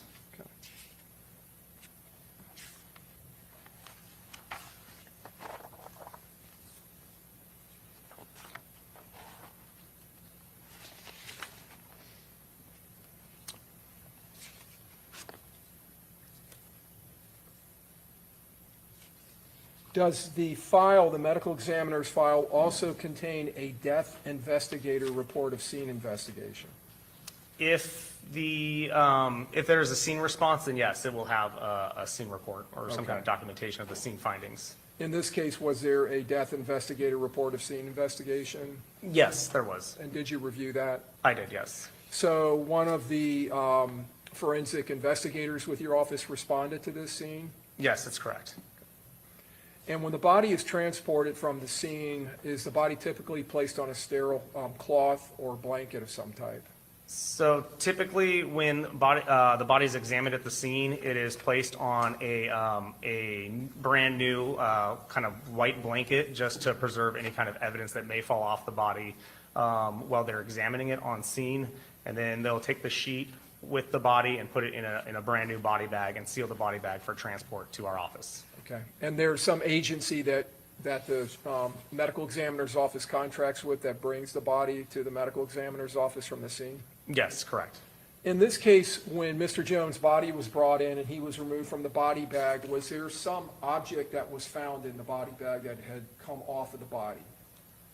So there was a fragment of a projectile found within the body bag when they initially were processing. Okay. And was that ultimately collected by Dr. Riley? And I'll get to that in a little bit, but was it ultimately collected and packaged in some way? Yes. Okay. Based on your review, Dr. McCormick, have you come to an opinion as to Charles Jones? Well, let me rephrase that. Have you come to an opinion as to a reasonable degree of medical certainty as to Charles Jones' cause of death? Yes. And what is that? His cause of death is gunshot wounds to the torso. And have you come to an opinion to a reasonable degree of medical certainty as to Charles Jones' manner of death? Yes. And what is that? Homicide.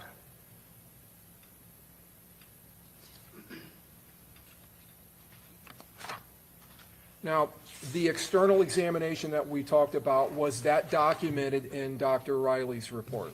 Yes, it was. And is there an evidence of injury section where wounds to the body may be documented? Yes. Now, in this case, did Dr. Riley document several gunshot wounds to Mr. Jones' body? Yes, he did. And is there past that, is there an internal examination section of the report? Yes, there is. And in the internal exam section of the report, did Dr. Riley document his findings and observations of his internal examination of Mr. Jones' body? Yes, he did. Now, would that include examination of things such as body cavities, the head, the neck, the cardiovascular system, the pulmonary system, internal organs such as the liver, the gallbladder, the pancreas, the spleen, the lymphatic system, and other systems and sections of the human body? Yes, that's correct. Okay. And is one of those sections referred to as the musculoskeletal section? Yes, that's correct. All right.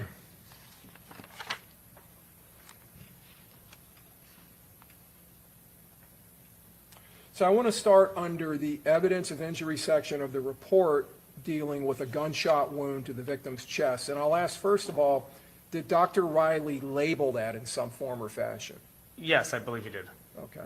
And did he label it as, I believe, wound A? Yes, I think that's correct. Okay. And is that label there for any reason other than just documenting and distinguishing that wound from others? Yeah, I think it's just for ease of understanding which wound he's referring to. Okay. All right. So these letters, as we walk through this, they're not there sequencing the wounds as they were inflicted in time or anything like that? Correct. Usually when we label wounds, it doesn't indicate severity or order of injury. As part of that wound, was there an entrance wound on the upper right chest? Yes, there was. And was there any exit wound associated with that gunshot wound? No, there was not. May I have one moment, Your Honor? Yes.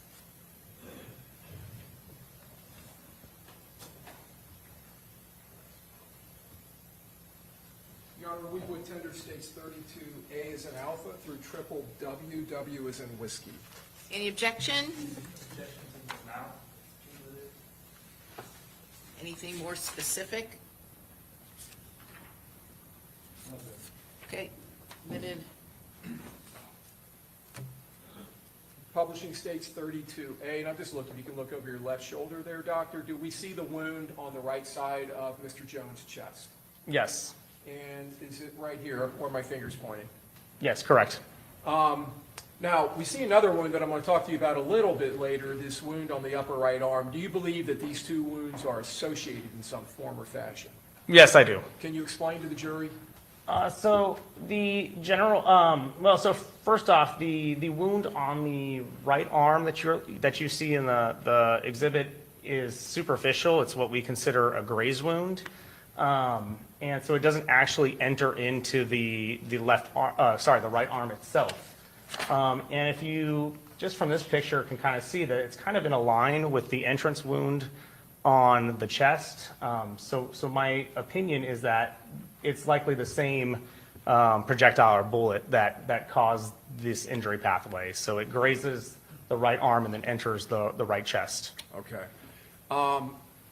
Can you tell us what internal structures of the body that projectile passes through during the infliction of this wound to the right chest? So the injuries sustained to his chest included pretty much defects or perforations of the lungs, the heart, and the aorta. Now, there's a documentation about a right second intercostal space where the bullet core and the jacket separated. First of all, the right second intercostal space, is that related to the rib cage? Yeah, so the intercostal muscles are the muscles between your ribs. Okay, the muscles between the ribs. So Yes. there is musculature there on the rib cage. Yes, that's correct. Bullet cores and jackets separating, is that an uncommon event? It's not common, but we see it. Okay. See it enough to where you recognize it when you see it? Yes. Okay. And the jacket portion of this projectile embeds in pectoral musculature somewhere in the body, is that right? Yes, so it actually is pretty much gets caught in the right chest muscle, the right pectoral muscle. And then the core continues to course through the body after that? Yes, it continues on, and it's found later on the left side of the chest. Now, you indicated that core passed through, I guess, the upper lobe of the right lung, the aorta, the heart, and I believe you said the lower part of the left lung? I just said the lungs, but yes, I believe Dr. Riley documented it as the left, or the lower lobe of the left lung. Okay. Was there also some type of injury to the pericardial sac? Yes, there would be holes in the pericardial sac. The pericardial sac is pretty much this fibrous tissue or the tissue that surrounds your heart. And in this case, it had defects in it consistent with within the wound path. And then it ends up in the musculature of the lateral left chest. Yes. Let me ask you first of all, would this wound have been fatal? Yes. The aorta, for those of us who don't know, what is that structure? What is its function within the human body? So the aorta is like the main pipe that takes all your blood to all your other organs to every other part of your body. So it comes off of the top of the heart, and it's pretty much responsible for making sure that blood gets everywhere inside of you. Is it a pretty large artery? Yes.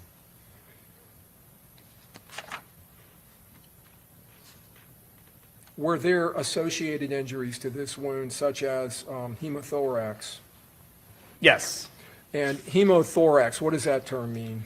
Hemothorax, so hemo just means blood, and obviously thorax is chest. So really it's blood within the chest cavities.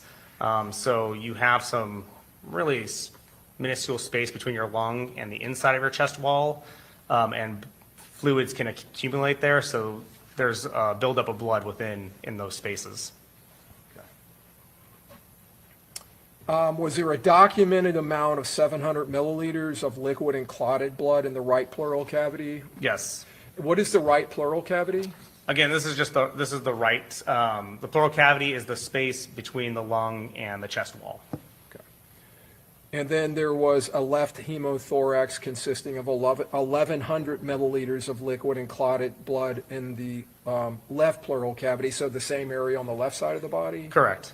And then another 50 milliliters of liquid and clotted blood in the pericardial sac, which you've already told us is a sac that it surrounds the heart. Yes, correct. So we're talking about almost 2 liters of blood just in this wound. Yes. Is that a significant amount of blood and bleeding? Yes, that is. What is the total volume in an average adult male? The average adult male can have anywhere from 4 to 5 liters of blood. Was the separated jacket and bullet core, were they recovered? Yes, they were. And were they photographed? Yes, they were. And were they sealed into appropriately labeled envelopes? Yes. So those would have been available for law enforcement to come and pick up? Yes, so anytime we just bullet fragments, we tend to photograph them with the package that we label, and then we place them inside, seal them, and then we will turn them over to law enforcement at the completion of the autopsy. So I'm going to publish States 32C, and this is just another view of this wound, this grazing wound to the upper right arm, and then the wound to the upper right chest.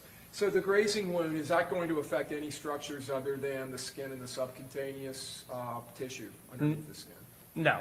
Okay, so that's just kind of going straight across the skin. Yes. All right. And, all right, let me move on then. Oh, with this wound, the way it entered the body and its direction, were you able to determine or, based on your review, the direction of that wound track? Yes, I was. And what was the direction of the wound track? So when we give trajectories, just to understand this, is we don't know what position the person is in when they have these wounds inflicted, right? We move around a lot, we're flexible, and since we can't tell based off the wound track, we have to go by what we call the standard anatomic position. So standard anatomic position is standing upright with your arms extended by your side, your palms forward. So in relation to the standard anatomic position, this bullet path was right to left, front to back, and downwards.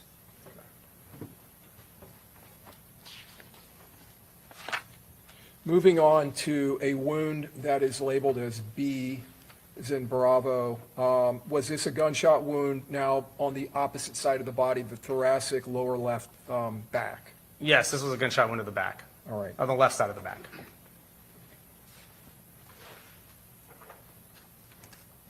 Publishing states 32E. Is that wound reflected here in this photograph, at least the external portion of the wound? Yes. Okay. And we have these 2 wounds that I'm pointing out on the lower left back. Were both of those gunshot wounds? Yes, the wounds that are labeled 3 and 4 were both entrance gunshot wounds. Okay. And one of these is the B wound that we're talking about? I believe it was number 3 was the B wound. Okay. Or what Dr. Riley had distinguished as B. All right, so the one that is, for lack of a better way of describing it, above the number 4 wound. Yes. That is an entrance wound. Is there an exit wound component to that gunshot wound? No. Were there any exit wounds in any of these wounds? No. So this wound, what part of the body, what anatomic structures did the projectile pass through? So this wound passes through the left kidney.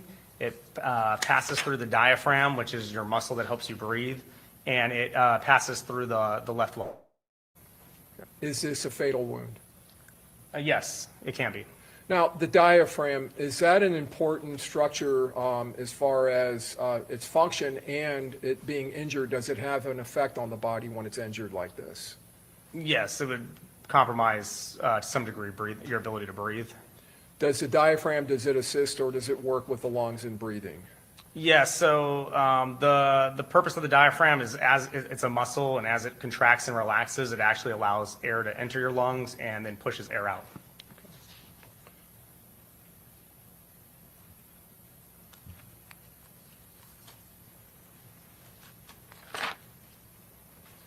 And in this wound, was there a projectile that was recovered?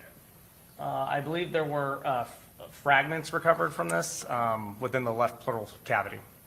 A deformed jacketed bullet and a bullet core fragment were recovered? Yes, Okay. that sounds correct, yes. And that would have been in the left pleural cavity, which you've already described the space between the lung and the chest wall, Yes, correct. and the left kidney respectively, I believe. Were those projectiles also appropriately sealed into appropriately labeled envelopes? Yes, they were. All right. What was the direction of that wound track? So again, in relation to standard anatomic position, this wound track traveled from back to front. It traveled, I believe it was from right to left and upward. All right. I'm sorry, left to right and upward. Left to right and upward. Yes, left to right and upward. So it's on an upward trajectory through Yes, the body. it was pretty steeply upward. All right. And let's move on to the wound below that, number 4, which is labeled C in the report. Is that also an entrance gunshot wound we're looking at? Yes, that is.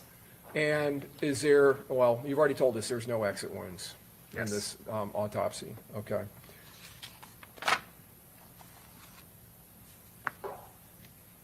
Did this wound, was the wound track similar to the one in the B wound or the number 3 wound, Similar. as far as its direction? Yes, in terms of directionality, it was the same. Okay. What internal structures were affected by that wound? It only struck the left kidney.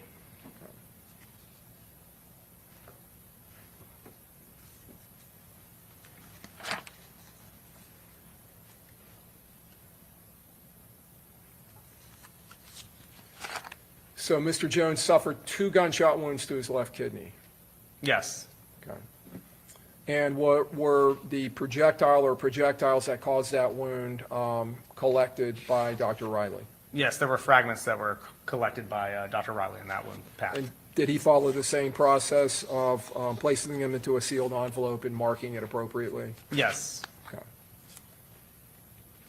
With both of these wounds, were there associated bleeding, I guess, or associated wounds? So yes, with the with gunshot wound labeled number 3 on here, or on this this photograph, it probably has some bleeding within that left pleural space. I don't recall him mentioning blood within the abdominal space, but there would be some kind of soft tissue hemorrhage. There was, based off the picture, some hemorrhage around around these injuries. And you indicated that the wound track or the wound direction in number 4 or label C within the report wound, which is below the number 3 or B, that it had a similar direction. Yes, it was back to front, left to right, and upwards as well. Okay. So I want to ask, with these wounds to both the chest, the trajectory of the wound through the chest and the A wound, and then this B and C wound on the victim's back, I want to ask you if those wounds would be consistent with having been caused by shooters in front of the car while the victim was both turning to avoid the gunfire and then trying to turn his back to the shooters and crawl through the front 2 seats into the back seat. Yes, they could be consistent with that. Especially the fact that he would be bent over. Would that, in your opinion, would that account for this upward trajectory, or could it, through his body? Yes.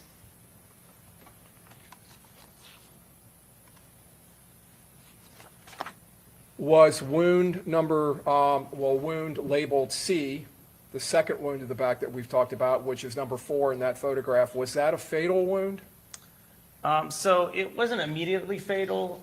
There is a lot of variables with that injury. It depends on how much he bleeds from his kidney and how long it would take him to get care. He could survive from that wound, but he could also succumb to it too. It would be really hard to determine. Okay. These wounds to the back and to the front of Mr. Jones' body, how long would it take after infliction of these wounds, especially if they happen in rapid succession, to cause death? It would only take seconds with the amount of blood loss that he had or he sustained. Okay. And could he have lost consciousness in seconds? Yes. With these types of wounds, what is the actual, you've talked about gunshot wounds being the cause of death, what is the actual mechanism of death? So mechanistically, there are two things at play here. One is blood loss. So if you don't have enough blood in your vessels, you can't maintain your blood pressure, and you can't get blood up to your brain or to your heart. And then the fact that the one bullet in his chest passed through his heart muscle, it caused structural damage to the heart, and so you're going to be more prone to having an abnormal heartbeat. So both are, and combine that with the blood loss and him not getting enough blood to his heart, you kind of have both of these mechanisms happening at once. So I want to walk you around the victim's body with photographs, and I'm going back to 32E. There was another wound here at number 2, and states 32F, just more of a close-up of it, states 32G, more of a close-up. Is that wound something that is consistent with being caused by shrapnel? Yes, it is. And were there other wounds on his body that were consistent with having been caused by shrapnel? Yes, there were.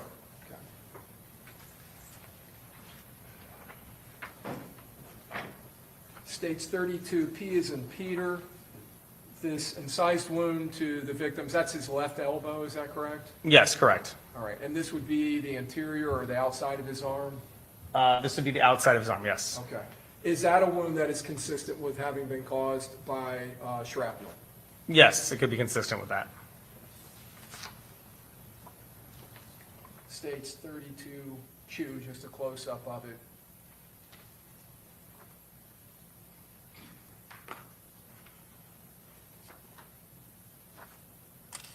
States 32S. What are we looking at here, doctor?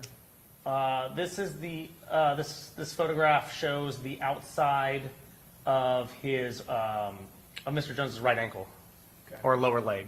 What kind of wounds are those? These are what we would consider as abrasions or superficial defects, possible lacerations. They would be consistent with shrapnel as well, or some kind of projectile fragment hitting his body. 32T, just a close-up. Back out. And then above those two wounds, we see this little wound up here. Is that another injury that would be consistent with shrapnel? Yes.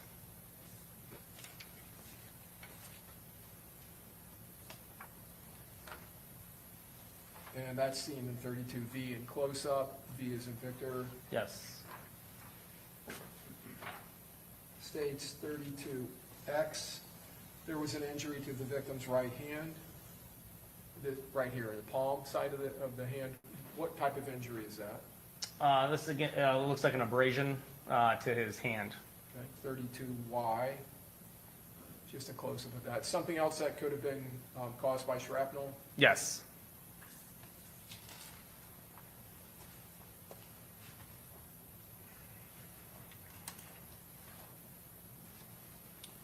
These shrapnel wounds, would they be consistent with both projectile shrapnel and intermediate barrier shrapnel, such as automotive glass? Yes, they can be from automotive glass, from the bullet itself or the projectile itself, or even from plastic or any other material. States 32AA, just a photograph of the item that was located in the sheet within the body bag with the body. Yes, that's correct.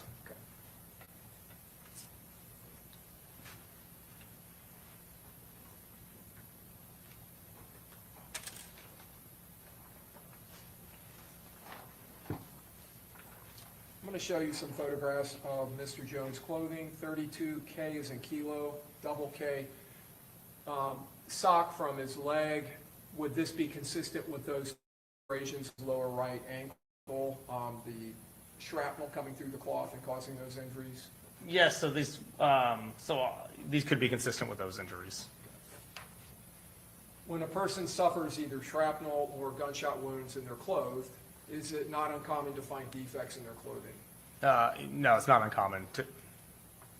States 32 double B, we see a hole here with the blue background and another one up here.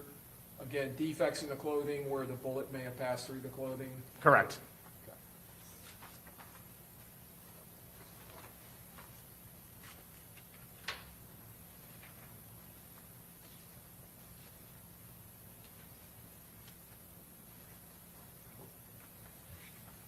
Okay. In the musculoskeletal section of the internal exam, did Dr. Riley notate that he had recovered a projectile from the victim's lower leg?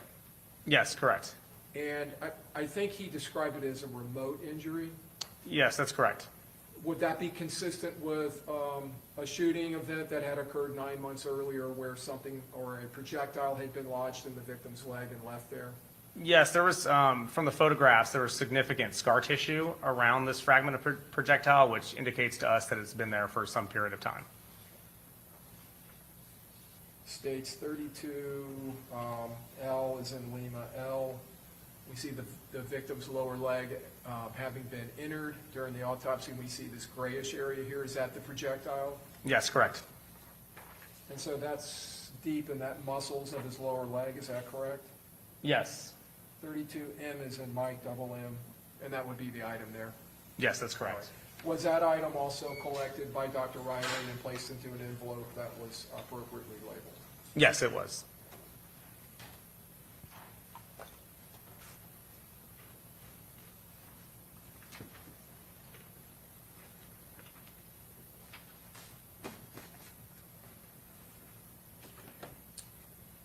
So when we were talking about the appropriate labeling, states 32 double P, as in Paul, we have here an envelope that's labeled right leg, and we have a sticker on here that has the victim's name, the medical examiner's case file number.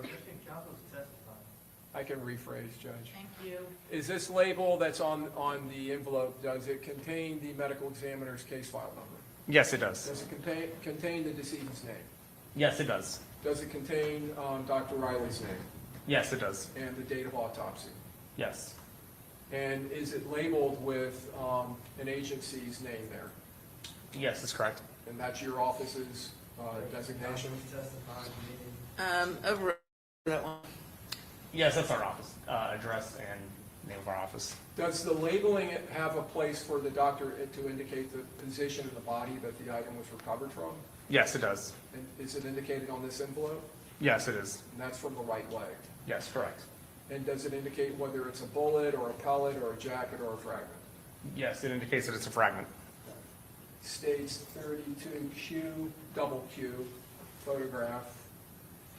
Now, would this be the fragment from the lower right leg that we were just looking at, the remote injury? I don't recall. Usually we take a picture with the envelope and the projectile that will indicate what piece went into which envelope. It actually might be. Actually, the remote injury, I think, is from the left leg. These would have been fragments in the right leg. I guess we were looking at the right leg, those abrasions. So the initial image you showed with the muscle being incised, that was the left leg. That was the remote injury. There was additional shrapnel that was recovered from the right leg as well, though. And in this photograph, we do see down here the item that was recovered. Yes, correct. Okay. And is that what you were talking about, usually photographed together? Yes. Okay. So with the remote gunshot wound to the left leg, we're going to look at that photograph. And there appears to be an item down here. Would that be the item that was recovered? From the left leg, yes.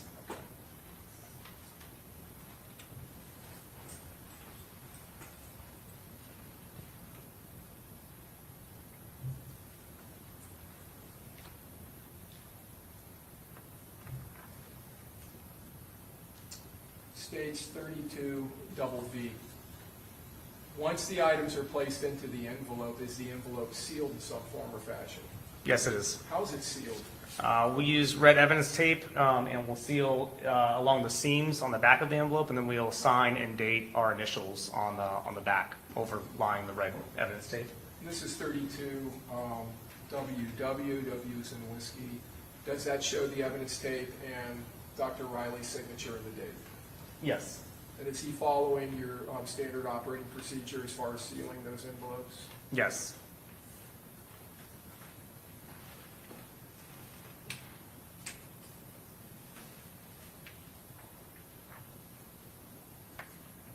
States 32 double X. Are these envelopes of several areas. Let me rephrase that. Are these envelopes of items that were collected from several areas of the body? Yes. And starting in the upper left here, if you could walk us kind of in a circle here, clockwise, and just tell us the areas. Sure. So we have fragments recovered from the left kidney, a bullet recovered from the left chest wall, a bullet recovered from the body bag, a fragment recovered from the left pleural cavity, a jacket recovered from the right chest, a fragment recovered from the, it says periaortic tissue, and a fragment from the sock. Okay. And so not only is the area of the body that the item is collected from labeled, but also he's checking off what type of item it is. Yes, correct. Whether it's a bullet or a fragment. Yes, correct. Or jacketing. Yes, it could be. I don't know if he actually labeled. He did. Jacket on the right chest, yes.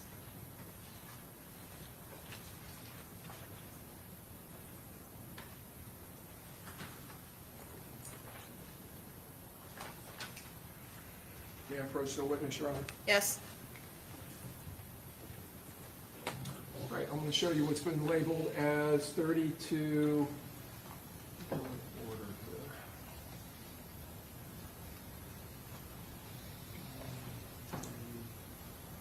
believe this is 32A.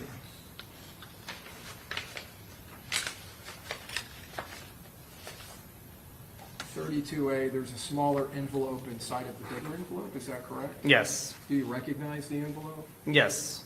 And what is the envelope? The envelope is a fragment that was collected from the left pleural cavity at the autopsy of Mr. Jones.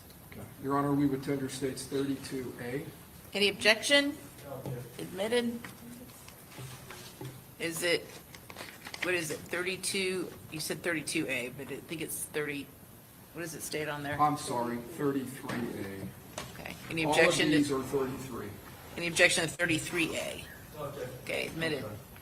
So 33B.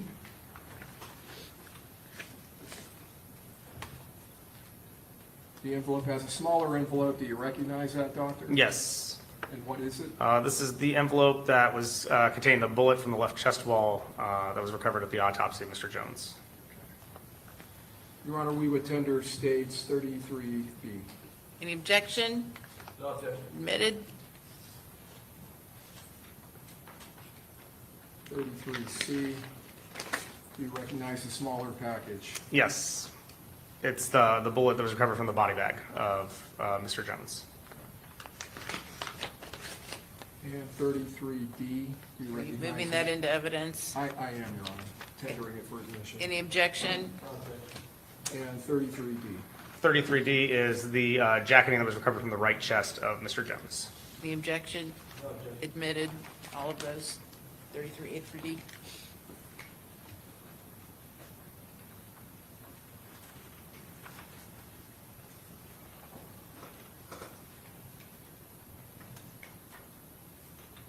Move to publish 33D as in Delta.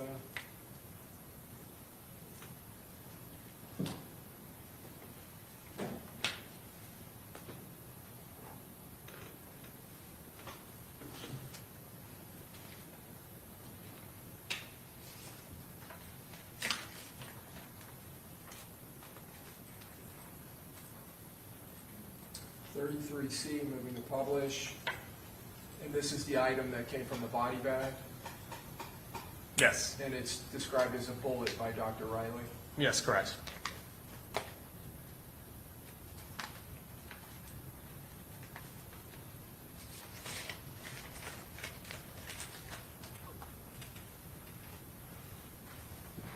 And 33B, publishing from the left chest wall, and it's a bullet, correct? Yes. And then just the back of the envelope.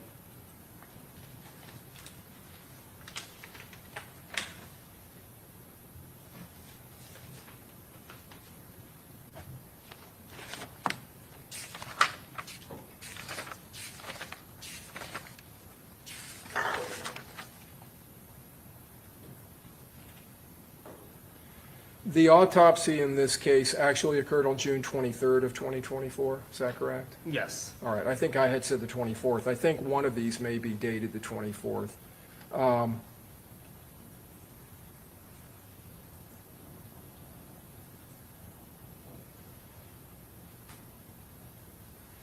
Was Mr. Jones dated, his age documented? Yes. What was his age? I believe he was 26. Do you mind if I refer to the record or to the? Oh, that's fine, if you want, if it will refresh your memory. Yeah, I'm pretty sure it was 26. Okay. Yeah, he's 26.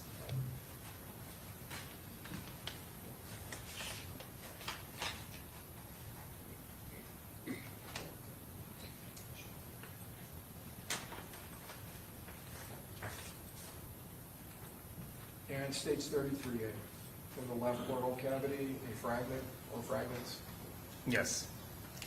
and the back.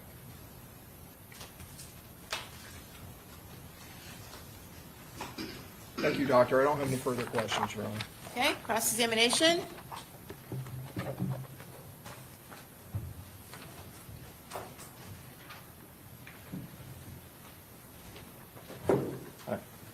Did you perform the autopsy in this case? I did not. Another medical examiner did. Correct. All right. And how many gunshot wounds did Mr. Jones have? In my opinion, he has three gunshot wounds. All right. And so he passed away as a result of those gunshot wounds. I'm sorry? He passed away as a result of the gunshot wounds. Yes, correct. That's what the core of your testimony is about today, correct? Yes, correct. All right. But you're not here to say who shot Mr. Jones? That's correct. All right. And so you don't know which person that was involved actually pulled the trigger that the gun that was used to kill Mr. Jones? Yes, that's beyond the scope of my job. My job is just to determine cause and manner of death. It's the defense that's not defensive for me. I'm sorry, y'all. I wasn't gonna stop it, but I knew they was gonna come up there and say some dumb shit. Like, it's the defense that's not defensive for me. It's the defense coming up asking questions that's already been answered. Okay, so you didn't perform. No, I didn't. He said it when he first got up there. His colleague did. I mean, it's just okay. I'm gonna be quiet. Okay, back to the show. All right. No further questions. Okay, thank you. Redirect. No, Your Honor, he may be released. Okay, thank you. You're free to go. All right, state clerk, next witness. Gotta be public defender. Got to be public defender.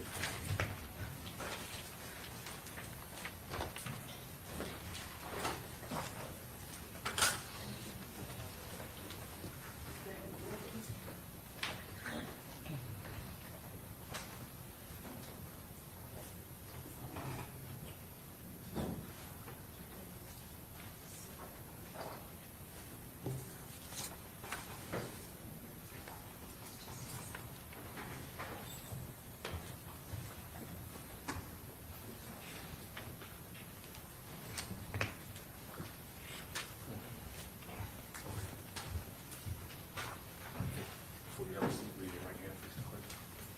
you swear or affirm that the testimony you're about to give will be the truth, the whole truth, and nothing but the truth, so help you God? Yes, ma'am. Thank you, sir. Okay, you may proceed. Good afternoon, sir. Would you state your name, please? It's Craig Griffin, And where are you employed? Jacksonville Sheriff's Office. Do you have a particular assignment with the sheriff's office? Yes, ma'am, I'm currently assigned to the Jacksonville Sheriff's Office Gang Investigative Unit. What is Right, your title Melissa. in that unit? Right, girl. Gang detective. How long have you been in the gang unit? Currently, a little over 4 years. And what was your prior assignment in advance of the gang assignment? Prior to the gang unit, I was assigned to patrol on the north side of Jacksonville. Also was assigned to the narcotics unit, or internal affairs unit, and I was also in the jail prior to going to the street. And during your time on patrol, did you have an opportunity to work the areas related to specific gangs that are tracked by your unit? Yes, ma'am. Are you specifically assigned to a particular unit out of the sheriff's office? Yes, ma'am, I currently am. And what is the unit to which you're assigned? The gang or the unit? I'm sorry, the gang. The gang, 1200 out east. And that would be inside of the gang unit. I'm sorry about that. Yes.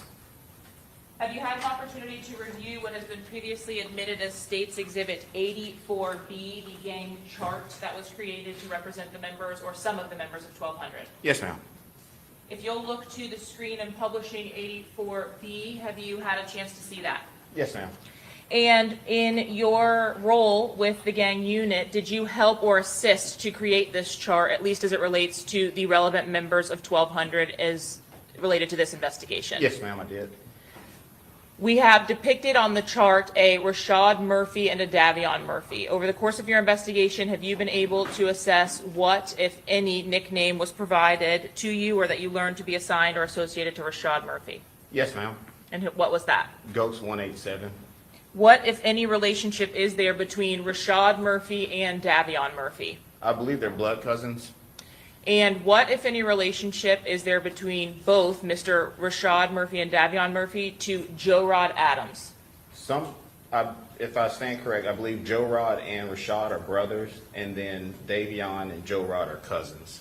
Is this information that you often collect from social media or videos? Yes, ma'am. Do you oftentimes also have the ability to reference, for example, obituaries that are posted? Yes, ma'am. And in this particular case, was there an obituary for Joe Rod Adams, aka Spaz? Yes, ma'am, there would have been one.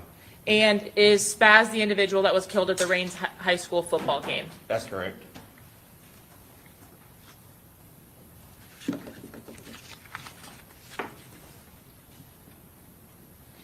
Did you, in this particular case, have any involvement with the investigation that was conducted into the homicide of Charles Jones? Yes, ma'am. And what particular involvement did you have? I conducted a traffic stop on a Shane Gathright. And when you conducted that traffic stop, were you accompanied by other law enforcement officers? Yes, ma'am. As you all made contact with the driver, Mr. Gathright, did you ask him to exit his vehicle? We did, yes, ma'am. And did you complete a search of that vehicle? Yes, ma'am. Having attended that traffic stop, are you aware of whether any of your fellow officers were wearing a body-worn camera? Yes, ma'am, I do. I'm showing you what's been marked as State's Exhibit 102 through 104. So you'll take a look at that and let me know if you recognize those images. Yes, ma'am, these are from the traffic stop. Do they fairly and accurately represent the beginning of the contact that you had with Sean Gathright on, at this vehicle stop, excuse me? Yes, ma'am. Your Honor, at this time, State seeks to admit State's Exhibits 102, 103, and 104. Any objection? No objection. Admitted. In publishing State's 102, are you able to see the screen okay? Yes, ma'am. And what date did the traffic stop of Sean Gathright actually occur? Looks like June 26th Of what year? of 2024. Were you working in your capacity as a gang unit detective Yes, when ma'am. this stop was conducted? Yes, ma'am.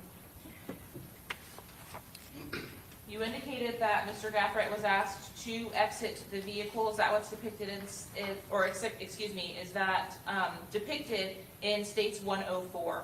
Yes, ma'am. Before he exited, were you able to make contact and ultimately identify the driver of the vehicle, Yes. confirming it was Sean Gathright in State's 103? Yes, ma'am.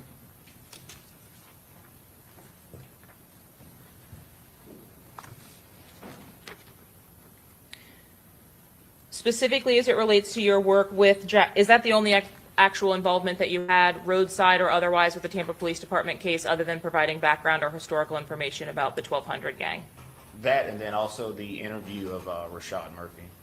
And that would have been subsequent to the vehicle stop with Sean Gathright? Yes. And who, if you recall, attended that interview of Rashad Murphy with you? It was myself and Detective Drebeck. And where did that interview occur? That took place at our CJIC unit. Was that interview recorded or documented in some way? Yes, ma'am. Audio and video recorded. Referring back to your responsibilities with the gang unit, how long have you been assigned to the group 1200? Going on almost 2 years now. And are you familiar with whether 1200 used to be represented by a different name or the members therein? They had a couple of different names, yes, ma'am. In advance of 1200 being the leading name as referred to that group, what was Rashad Murphy, for example, or Ghost associated as? Another group called 187 Boys. As the groups develop into bigger groups or grow in size, do they ultimately assume these additional names? So from 187 to 1200? Yes, ma'am. In this particular case, would that mean that Rashad Murphy no longer considers himself 187? Not 187, but also 1200. What does 1200 specifically actually represent? It's a block located in Jacksonville, Florida, at the corner of First and APR. And would you say that that's a neighborhood or an area of Jacksonville? Yes, ma'am. Does 1200 associate with ATK or its members? Yes, ma'am. Have you personally in your time or work with the Jacksonville Gang Unit seen videos and social media posts which depict both of those groups in the same video or post? Yes, ma'am. Do ATK and 1200 share a common enemy in Jacksonville? Yes, ma'am, they do. And who is that common enemy? It'll be members from 6 Block. Did you have an opportunity to review some photographs that were taken of Davion Murphy at the time of his arrest? Yes, ma'am.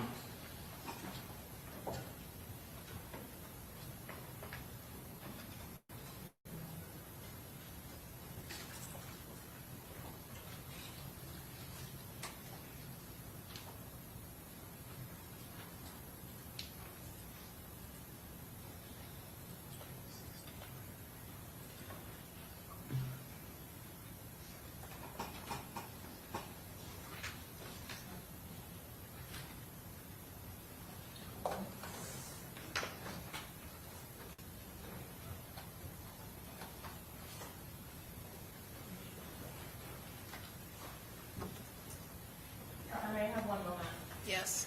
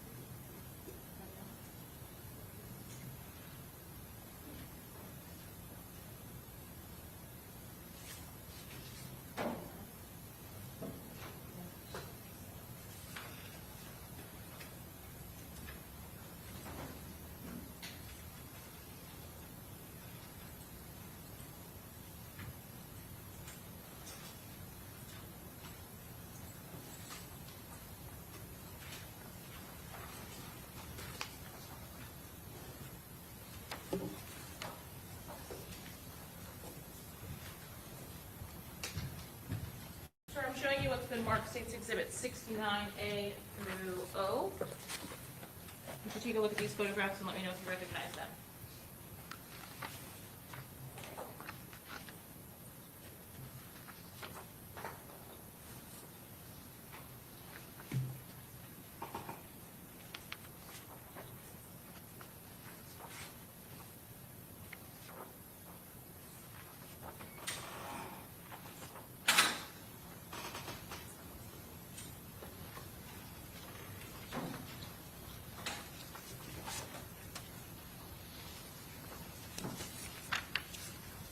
Yes, ma'am. They're from the interview room inside the CJIC unit.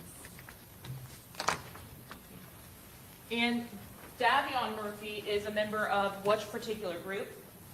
He's a person of interest, not exactly a member just yet of 1200. Are you familiar with the statutory criteria for gang membership? Yes, ma'am. And does Davion Murphy meet the statutory criteria for that gang membership? Yes, ma'am. What elements of that criteria does Davion Murphy meet? He has hand signs. He also has tattoos, and then associations. So essentially, he meets the criteria to be a gang member by statute? To be documented as a gang member. Overruled, go ahead. I'm Answer sorry. the question. Does he or doesn't he? He does, yes. To be documented. Yes, ma'am. But has that documentation actually occurred? No, ma'am. As it relates specifically to the footage from the interview room or the documentation from the interview room, state seeks to admit actually state 69. Any objection? No, Okay, admitted. publishing 69A. You mentioned that he would meet that criteria based on hand signs. Can you tell me what it is about the hand sign that's depicted in this particular image that would meet that criteria? So his right hand, he's holding up the 1200 hand sign. So the single finger showing the 1 and then the 2 over here to represent 12.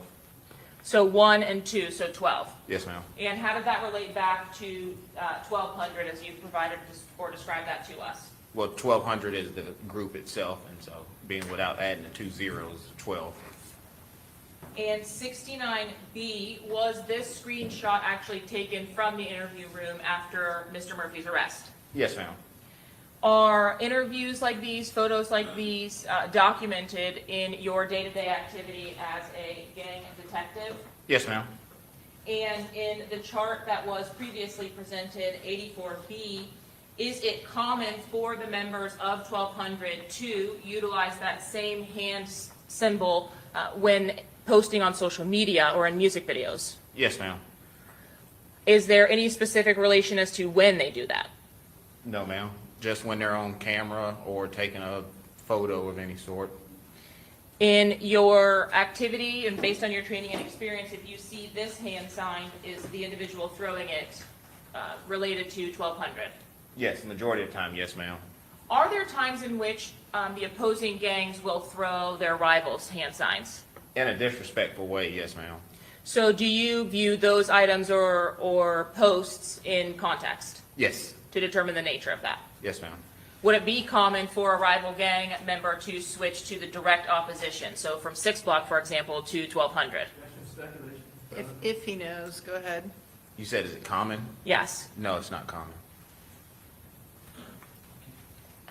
In addition to the screenshots from the surveillance footage, were you also able to view some photographs that were taken by Detective Nieder of Davion Murphy?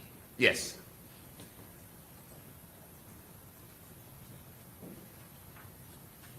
In 69D, are you able to tell us what, if any, significance was related to the tattoo on Mr. Murphy's neck?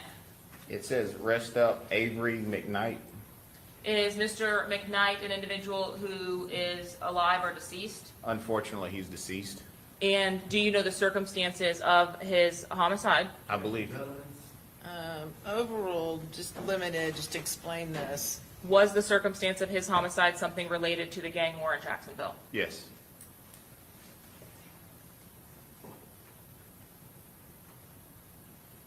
(69E), specifically as it relates to the tattoo across the bottom of Mr. Murphy's midsection. Are you familiar with an individual that went by the moniker of Suge? Yes, ma'am.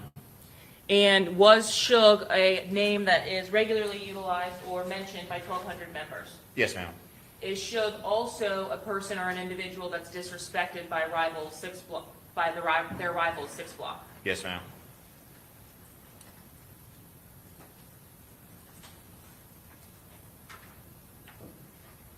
Now, previously had Davion Murphy and Rashad Murphy represented 187. Yes. At some point, do you document Davion Murphy's transition to 1200? Document it, no. Monitor it, yes. So is there some mechanism by which you all record updates that you'll see or items that you think may prove valuable in when you do updates to documenting or undocumenting specific members? Well, yes, because everybody has to be redocumented every 5 years. So is there a log or some record that you can keep for documentation or items that would go towards potentially meeting that criteria? Yes, it's called an FIR. So having received these, would you have added essentially a note regarding Davion Murphy and his tattoos or known tattoos had you not had them before? Yes, ma'am. Was there another tattoo with state 69H that was depicted on the left side of Mr. Murphy? Yes, ma'am. And are you familiar with Jacoby? Yes, long live Jacoby J. I'm not familiar with that Jacoby. Jacoby Wright or Jacoby J? Jacoby was hook on the end, and then you have Jacoby Wright at the bottom. But I'm not familiar with Jacoby Wright. Okay. But did you have an opportunity to view this photograph? Yes.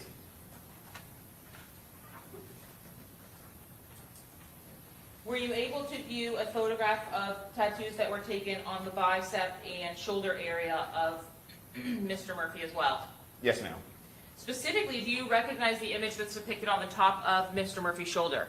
Yes, ma'am. It says, "Long live Joe Rod." And are you familiar with Joe Rod? Yes, ma'am. Is that the same Joe Rod Adams that was killed at the Rains High School football game? Yes, ma'am.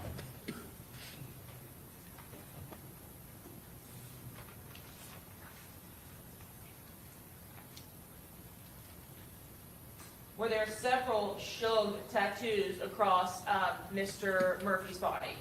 Yes, ma'am. And lastly, do you recognize the name Corbin from your investigations? Yes, ma'am. And who is Corbin? Corbin is the deceased member, Corbin Johnson. We heard some music videos earlier today referencing Corbin's kidnapping. Was there some kind of relationship between the gang rivalry and the death of Corbin Johnson? What do you mean? Meaning, was it related to this gang beef or gang war? That, as far as I know, his homicide is If he knows. unresolved. Correct. Has Corbin Johnson's homicide been the subject of drill raps back and forth between ATK and 6 Block? Yes, ma'am. That's my fault. That was not a clear question.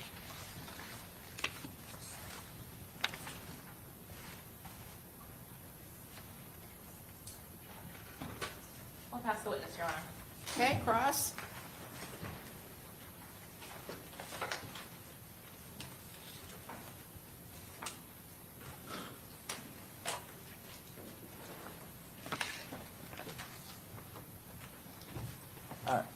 Alicia Andrews, she's not a gang member, correct? No, sir, not that I know of. She's not a gang associate either? Not that I'm aware of. All right, and that's according to the Florida statutes? Not that I'm aware of. Not on my radar. All right. These 1,200, when did it start? Early 2000s? Early 2000s? Yes. So this is going back, you're saying more than 20 years? Roughly, yes, sir. All right, so when was it the 187 boys? 187 would have came around probably 2015, 2010, 2015. Okay, so earlier when you said that, I guess it was Ghost, Rashad Murphy, he was Yes. part of 187 boys? Yes.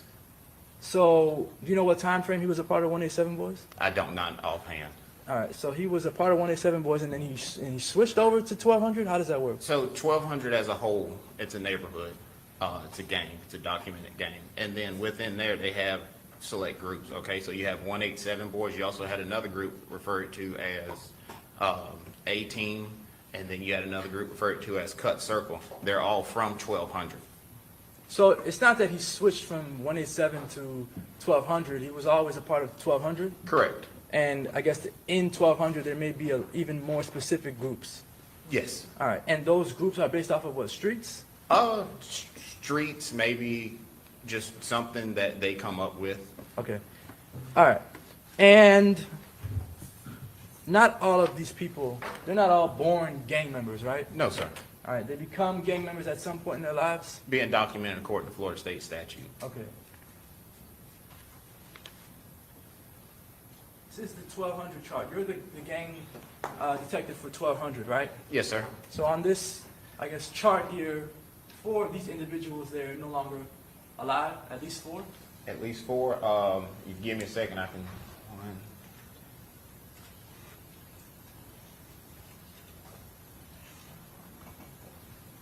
I count at least 6. 6, I have, from your testimony, you can add or Okay. supplement to it. But I have Shug is no longer alive. Correct. Davion Murphy had his name tattooed on him. Is that Correct. I saw Corbin, right? He's no longer alive. That's correct. That's the unsolved murder you were discussing. Correct. And that's the one that Charles Jones, Foolio was rapping about in his songs, Yes. saying that Corbin got kidnapped. Yes. All right, and found in a field, his bones were found in a field. That's correct. All right, and Spaz was killed at a football game, is that correct? Yes, sir. At Rains. Yes, sir. That's the school where Alicia Andrews went. If you say so. Okay. Well, Spaz went to Rains. Okay. I'm asking. That I don't know. I believe he did. Him along with Kenny Capps, or I'm sorry, Robert Howard. Robert Howard. Okay. And Robert Howard is accused of killing Spaz. That's correct. All right. We have This Leaky, Yes, sir. he passed away? Yes, sir. All right, so I have Leaky, I have Spaz, Corbin, Suge. Who are the other two? So at the bottom, you have Darian Self, Michi, and then Brandon Bevel, 5, who are also deceased. You said Brandon, deceased? Yes, Darren, Michi, deceased. deceased? That's also one of the ones that Julio was rapping about in the songs? Yes. And then what was the third one?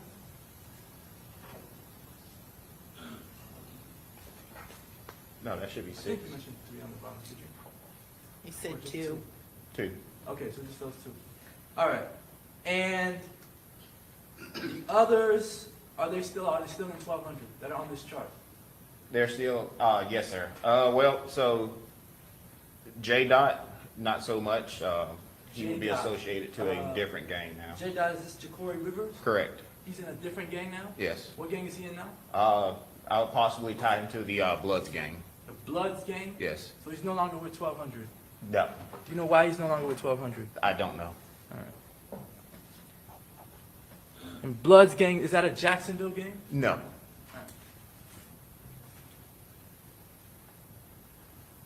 These are young men, right? Yes, sir. Like early 20s? Early to late 20s. Early to late 20s. Mixture of, All right. And there are other individuals on here who went to Rains High School, correct? I believe so. I'm not 100% sure on that one. And if I told you that Alicia Andrews went to Rains High School, would you have any reason to doubt that? No, sir. In high school, were all of these individuals, were they gang members in high school? Not that I recall. So at some point down the road, maybe they become gang members after they leave high school or when they drop out. Is that possible? Or during high school, because Sometimes- you have Instagram, you have social media. So sometimes they become gang members in high school, right? Yes. Sometimes after high school. Yes, sir. All right.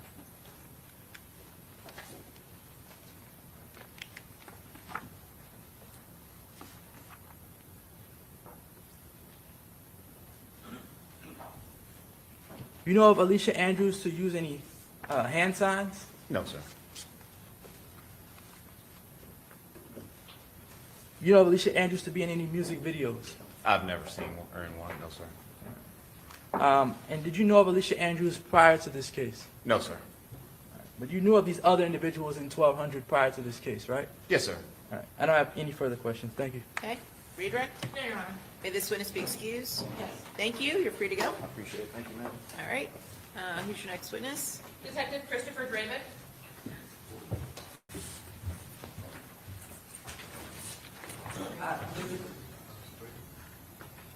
Sure, quick one?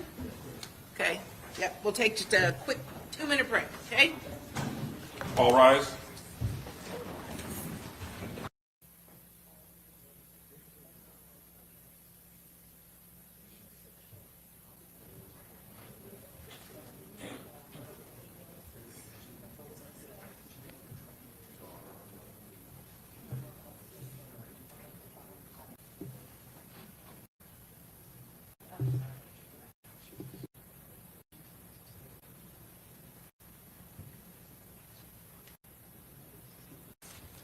Okay, we ready to go? Please stay, Your Honor.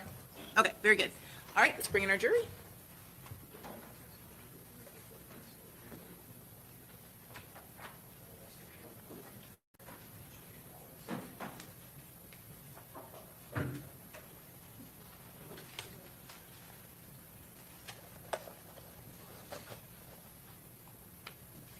All rise.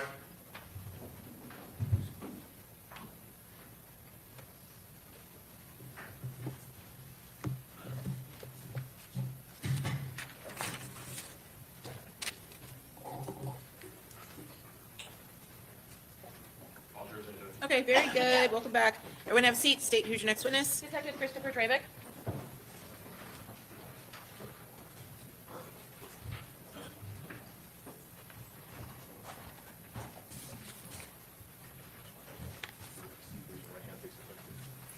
You swear or affirm that the testimony you're about to give will be the truth, the whole truth, and nothing but the truth, so help you God. I do. Thank you, sir. Okay, you may proceed. Good afternoon, sir. Please state your full name for the jury. My name is Chris Drabeck. And where are you employed? I work for the Jacksonville Sheriff's Office. Are you also a member of the Jacksonville Sheriff's Office Gang Unit? I am. How long have you been employed with JSO? Going on 9 years, since May of 2017.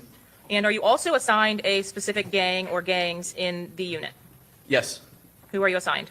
I'm currently assigned a criminal gang called 21st Street and another criminal gang called Rack Chasing Family. So not any of the ATK, 1200, or 6 block gangs that were referenced specifically in this case. No. Are you familiar with those gangs? Yes, Do you work alongside the detectives who are specifically assigned to those gangs? I do. And were you familiar enough with those gangs and in your workings with those detectives to create the chart that we previously admitted as State's Exhibit 89 in this case for the gangs? Yes, we worked and we facilitated the charts together. Did you maintain a relationship with the lead detective from the homicide investigation from Tampa? I did. And was that Juan Ramos? Yes, ma'am. From what point at learning about the death of Charles Jones did you begin working with the Tampa Police Department? The morning they called me on June 23rd. And what was the nature of that call? So originally my supervisor reached out to me because he was notified first, and my sergeant provided me with information of contact info for a Tampa Police Department detective. And I reached out to that detective, and they supplied us with information relating to the death of Charles Jones, and they were inquiring about why this may have occurred. Did you have any knowledge that Charles Jones was going to be in the Tampa area before you received a call about his death? Yes, we did observe posts on his social media where he was advertising his trip down to Tampa prior to him going in reference to him celebrating his birthday. How do some of these rappers or even gang members actually tell people about their events or their appearances? Social media. And in this particular case, did you have an opportunity to see some flyers that were posted to Mr. Charles Jones' account? I did. What is the street name for the account itself? Did he use his legal name or the moniker of Julio Foolio? He used his rap name, Julio Foolio.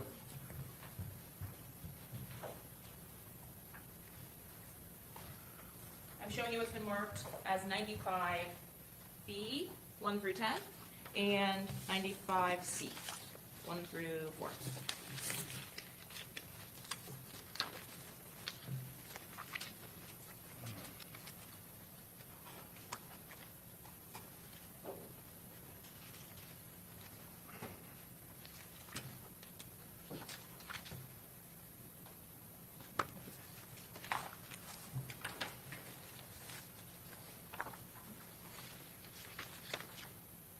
Okay. Did you have an opportunity to view Charles Jones's Julio Instagram account in advance of him coming down to Tampa? Yes, I routinely would monitor Julio Foolio's Instagram account prior to this. Even though he was not one of your assigned gang members, you would be monitoring his account? Yes. Why is that?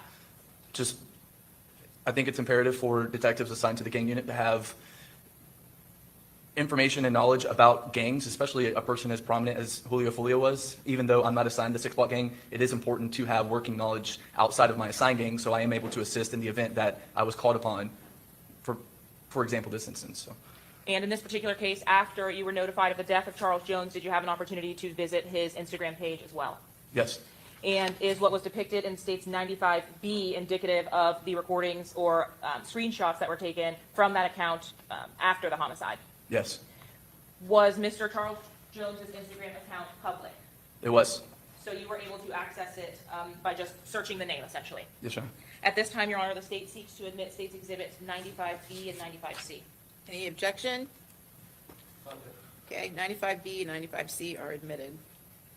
As it relates to the flyers that went out for Mr. Jones' birthday, I'm showing you 95C. Is this the flyer that you mentioned was posted that notified you, at least, that there was going to be some kind of club appearance in the Tampa area? Yes. Do you recall when this post made it to social media? I know sometime prior to June 23rd. I believe it was a week or so before. And did you have an opportunity to see from the flyers at least the location, exact location of where Mr. Jones was expected to appear? He's advertising the club teasers. Was the information that you had regarding 6 block members being in Tampa only limited to Mr. Jones, or did you receive information that additional members would also be present at that time on June 22nd? There was an additional post that he had made in reference to his travels down to Tampa, and we did see another person in that post, and it was Robert Howard. Showing you C2. Is this the post that you're talking about? Yes, the gentleman on the right with the yellow hoodie, that's Robert Howard. He goes by the nickname Kenny Caps. He's a 6 block gang member. And you have this knowledge in advance of the actual trip down to Tampa, is that right? Yes. Now, both of the appearances that were annotated in the post that he was giving, Did you provide any information that you can recall about rivals or about his arrival to Tampa? I did not communicate with Tampa prior to this. In your review of the Julio Instagram account after the homicide, is this when you first looked to the account what you would see in opening it? Yes.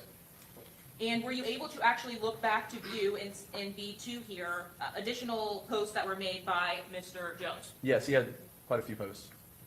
Was there one post in particular that became relevant to your case or investigation?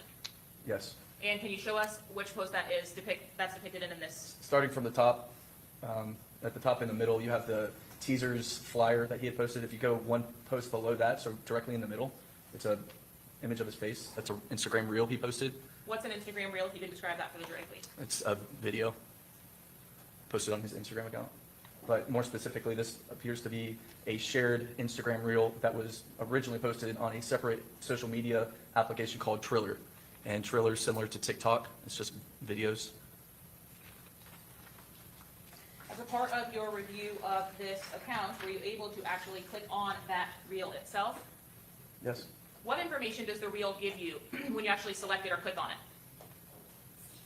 Like, what information are you provided? Is there a caption? Is there likes? What do you see when you get to access these? So when you click on the post, you obviously watch the video, and then just below it there is a caption notated by the user of the account, who is Foolio, and that caption reads, "They thought I checked out that last time. We don't celebrate foot shots," with some emojis.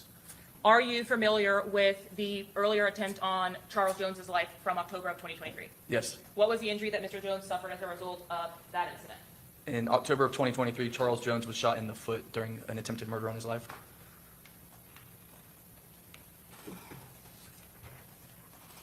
As it relates to this particular investigation, did your involvement also include the impounding of a device related to Alicia Andrews? There was a cell phone device seized from her, yes. Did you have an opportunity to review some of the contents of that device upon its impound and extraction? I did conduct what I would describe as a preliminary review of the cell phone device. So I wouldn't suggest it was a full review of the download, but I did look at it. Does the Sheriff's Office also have digital forensics analysts that will actually help to go through that data with you or for you? We do, yes. And do those individuals provide you tips or information about items of potential evidentiary value that can be found on these devices? Yes.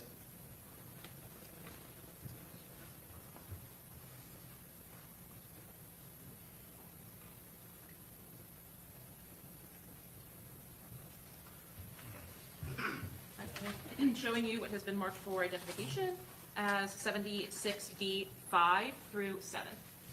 Do you recognize these extractions from that device?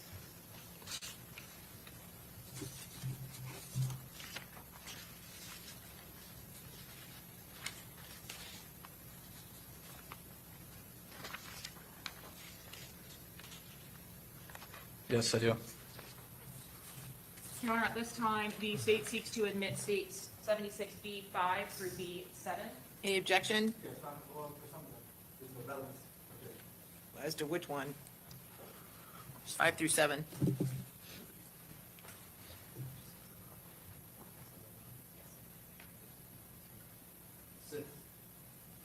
Okay, come on up.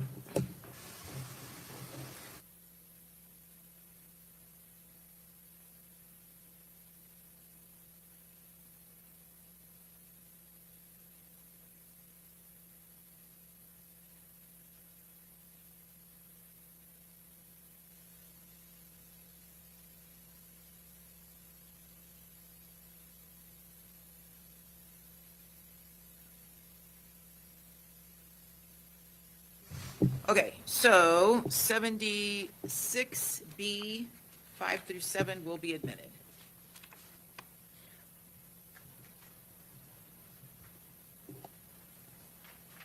In publishing 76B5, was there a screenshot from the post that was referred to on the reel from Charles Jones's Instagram account retrieved from that device? Yes. And this is the device that was identified to the defendant, Ms. Andrews? Yes. And did you have an opportunity to review the actual original post from States 95C? And Ms. Ismer, sorry for the record, what exhibit did you just show this witness? This is 76B5. Thank you. Did you have an opportunity to review both the images that were retrieved from Mr. Jones's social media account, meaning the reel that was posted to his account, against the screenshot that was retrieved from Ms. Andrews' device? Yes. And did you have an opportunity to compare them against each other? Yes. In viewing 95C previously admitted and 76B5, were these images accurately retrieved, the items on the left from Mr. Jones's Instagram and the item on the right from Ms. Andrews' phone? Yes. Was the content as it relates to Ms. Andrews' device limited to the 2 days that you had, or that device had been active? Yes. And were you able to ascertain the device setup date for that new device? I believe it was June 26. On June 27th, did you seize that device from Ms. Andrews? Yes.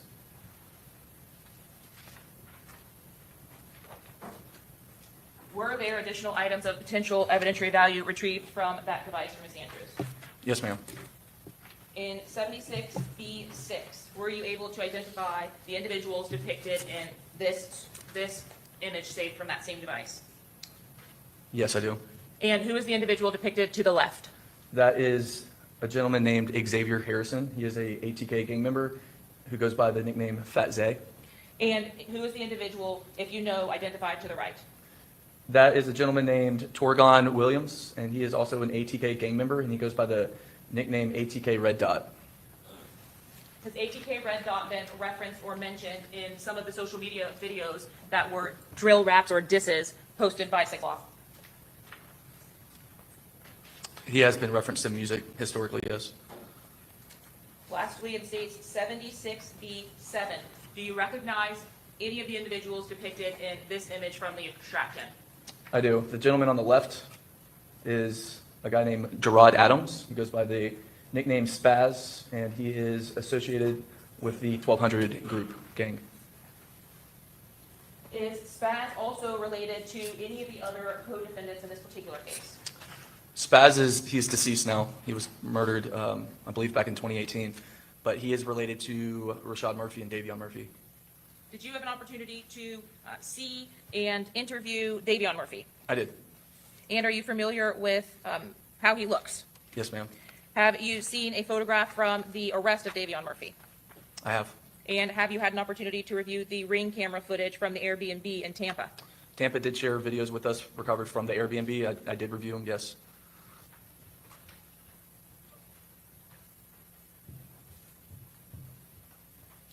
I'm showing you states 38A and B as well as 90C. Do you recognize those images? I do. And do they fairly and accurately represent the individual that you know to be Davion Murphy? Yes, ma'am. At this time, state seeks to admit states 38A and B as well as 90C. Any objection? Okay, admitted. You said 38A through B and then, 90C. okay, thank you. It's admitted as well. Publishing 90C, sir, is this the image that you were referring to when you mentioned the arrest photo? Yes, And sometime after Mr. Murphy's arrest, did you have an opportunity to interview him? I did. I interviewed him shortly after this picture. And was that interview audio and video recorded? Yes. We've seen some images from an interrogation room with Mr. Murphy here. Was Mr. Murphy captured making any kind of hand signs during the course of that interview or thereafter? He does throw up what's recognized as the 1200 hand gang sign.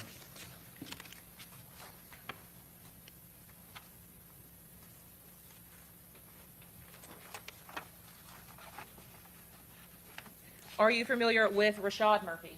Yes. And does Rashad Murphy have any nickname that you are aware of? He goes by the nickname Ghost.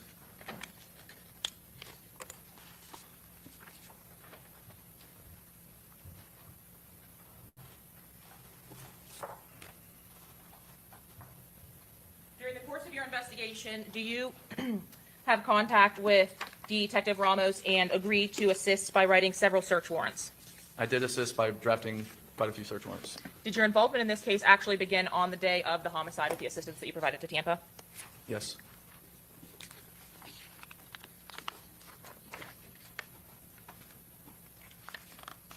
When you saw or received the notification that Mr. Jones had died, did you do any follow-up work in reviewing the social media accounts of members of 1200 or ATK? Yes. And after it was relayed to you that Mr. Jones had died, were there members of both groups taking responsibility for this homicide? They were doing what we commonly see when a prominent gang member is murdered. They were trolling on social media by posting laughing emojis and other related celebratory posts. So when you are actually notified, is that by Detective DeJesus from the Tampa Police Department? Yes. In starting with your involvement, did you have any information about a possible suspect vehicle? They did share with us at some point early on that there was potentially a black Chevrolet Impala involved. And in that initial call, were you able to relay any information about potential leads from incidents that you had investigated or seen on social media in the weeks leading up to the homicide? Yes. What information was it that you were able to obtain in your day-to-day duties related to the homicide or leading up to it? During the conversation I was having in the first day that they were reaching out to us, I did share with that detective that I had screen recorded a conversation that Julio Foolio was having approximately 2 weeks prior with another person named Isaiah Chance on Spaces, which is formerly known as Twitter. It's an open chat room where people can enter and speak to each other. Is it a video of the person speaking when you're in Spaces, or do you just hear voices? It's just their voice. So they log into Spaces, which is previously Twitter. They'll log in with their account and join these open chat rooms and just communicate. So you're only hearing their voice as they talk to each other. Did you actually document that Spaces communication between Isaiah Chance and Charles Jones? I screen recorded it and preserved it, yes. And would that have been on June 6th of 2024? Yes, it would have. Without telling me the contents of it, were you ultimately made aware of a communication between Sean Gathright and Rashad Murphy on the same date regarding the Spaces conversation? I was made aware of that, yes. In the hours after Charles Jones's death, did you see posts made to social media by Isaiah Chance? Yes. Are you familiar with the handle associated to Isaiah Chance's Instagram account? Yes, it's Gutazay with a bunch of G's. And do you know the social media handle for Rashad Murphy? Yes, it was Ghost187. Have you, in your review of Isaiah Chance's Instagram account previously or since this homicide, documented any interaction on social media between Isaiah Chance and Rashad Murphy? Can you ask that again? Yes. Was there a social media post to Isaiah Chance's Instagram account tagging Rashad Murphy? Yes, there was. And would it have been tagging his handle? Yes, his username. During an earlier interview that you had with Mr. Murphy, did you make any kind of observations that were unique that you actually relayed to Detective Ramos as it relates to this investigation? Yes, when he was signing his constitutional rights form, which is just a form we go over with people prior to interviewing them on a criminal investigation, there's a portion of this form where they have to sign confirming they acknowledge all of their constitutional rights that have been advised to them. And I observed he was signing the form with his right hand, and it was I couldn't read it. I asked him if he was okay, and then it occurred to me later in the interview that he was doing that on purpose because one of the shooters in this investigation is left-handed, and I was able to obtain a separate interview where Rashad Murphy was read his rights and he signed that form with his left hand. So it was apparent when he was signing the form in front of me, he was signing it with his right hand. I couldn't read anything he was writing. So in the earlier interview of Rashad Murphy, would that have been before the death of Charles Jones in an unrelated investigation? Yes. What Overruled, go ahead. were you able to observe the hand that Mr. Murphy signed his documents with? He signed Overruled, go ahead. it with his left hand on that occasion. Then, during the course of your investigation or assistance to the Tampa Police Department investigation for the homicide of Charles Jones, was Rashad Murphy interviewed? Yes. And did he utilize a different hand in signing those forms? He was attempting to sign it with his right hand.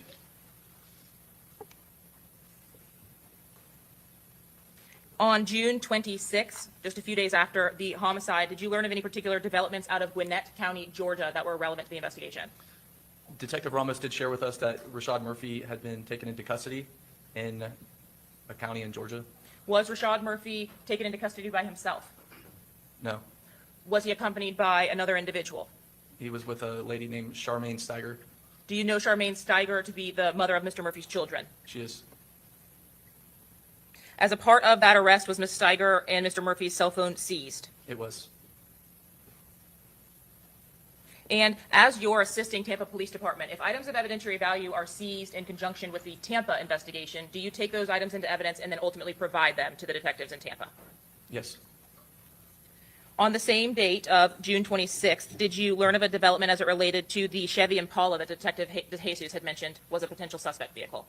Yes, there was further communication that black Chevrolet Impala had been dropped off in a separate county in Florida and by Sean Gathright, and he switched it for a gold Toyota 4Runner.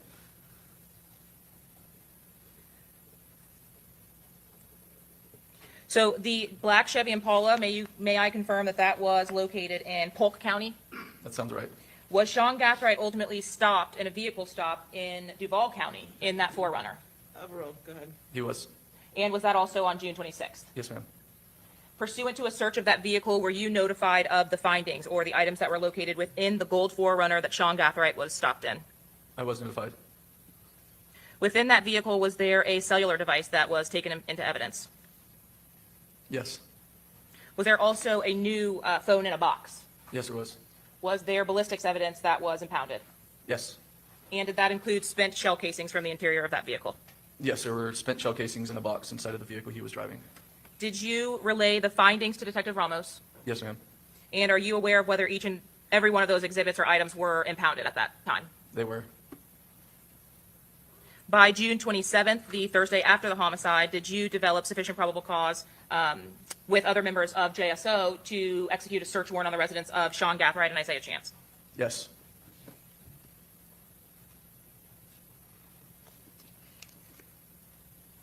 Was there any evidence of potential or any potential items that you were specifically searching for based on a lack of evidence at the original homicide scene? So Tampa did share with us through the video surveillance at the incident scene, as well as their information regarding the crime scene, that there appeared to be a lack of shell casings from where the shooters were shooting. In their opinion, based off that fact and the video evidence, they believe that the shooters were equipped with brass catchers on their rifles. Were you notified at the execution of those search warrants that brass catchers had been discovered inside of the safe in SeanGathright's residence? Yes. Were you also notified that several items of spent and live ammunition were located? Yes. What about firearms specifically? Were there firearms located inside that residence? There were multiple firearms. As it relates to the 2 rifles that were obtained or seized, did you transfer custody of those rifles to the Tampa Police Department? A detective within the Crime Gun Intelligence Center did, but that was done. Upon the execution of these search warrants, was it organized that the warrants would be executed simultaneous with each other That was the goal. to have them executed at the same time? Yes. Is that a tactic that is typically enacted? Overruled, go ahead. That was a plan decided by our commanding officer, our lieutenant. He wanted both search warrants executed at the same time. Are you familiar with the circumstances of the warrant execution at the Isaiah Chance residence? Yes, Was the goal of having both warrants executed simultaneously actually accomplished? it was. Was there any delay at the Chance residence before the warrant could be executed? Overruled. Overruled, go ahead. There was a significant delay for the occupants of Isaiah Chance's house to come out. Who were the occupants of Isaiah Chance's residence? Overruled, go ahead. Isaiah Chance and Alicia Andrews. Upon the execution of the search warrant, once they actually exited the residence, upon the execution of the search warrant, is this the day in which the device from Ms. Andrews, from which we've seen the extraction reports, came? Yes.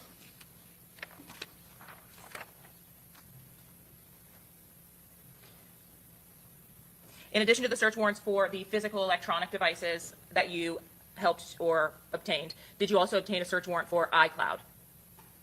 There were additional iCloud warrants completed. Would that have been for Mr. Chance, Davion Murphy, and Ms. Andrews? Yes. After obtaining those warrants for iCloud, do you send those out, or is that an immediate return? How do you get that information? The search warrant is drafted, signed by a judge, and then ultimately sent to Apple, requesting the digital data associated with that account. And then at some point following that, it's typically 2 to 3 weeks, Apple will provide a digital return, which we can download the files and review the accounts that way. The actual Axiom iCloud returns, would that be something that was reviewed, extractions, reviewed, reports created by the Tampa Police Department? Yes. While you were waiting for the return of those search warrants, did you have an opportunity to utilize something called cell phone mapping? Yes. And can you explain to the jury what that is?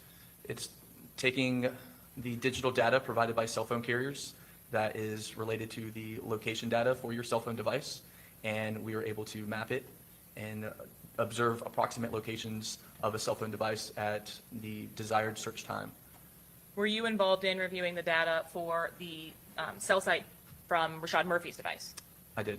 What, if any, information did you learn from that data?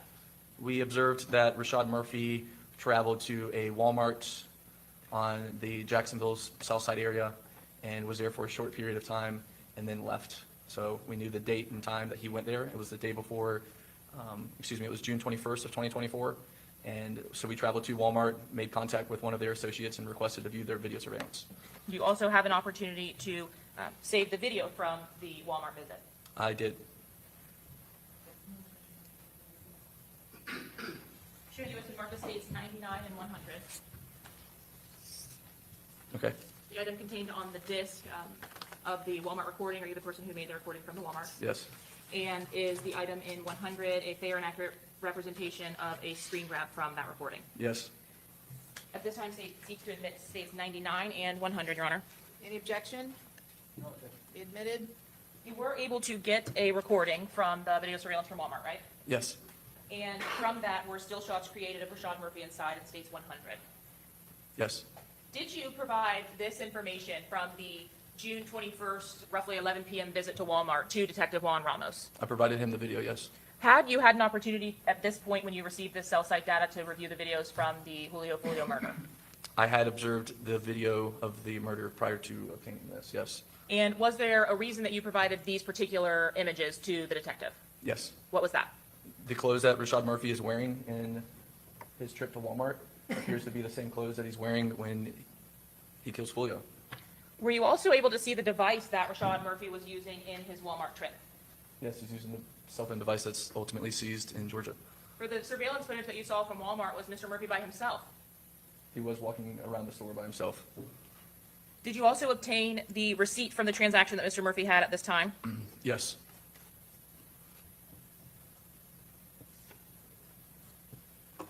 All of this information ultimately being provided to Detective Ramos? Yes, ma'am.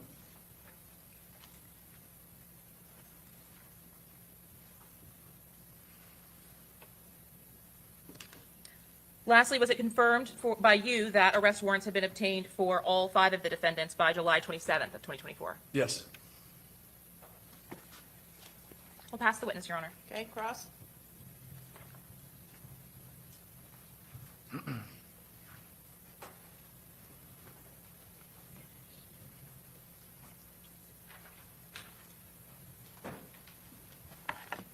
All right, Detective Drabeck, you are the lead in JSO for this case, is that correct? I would say I helped the most, helping Tampa facilitate this case, yes. You spoke to Detective Ramos from Tampa Police Department the most, is that correct? I'm not quite sure how much he spoke to the other detectives within our unit. I know it was significant.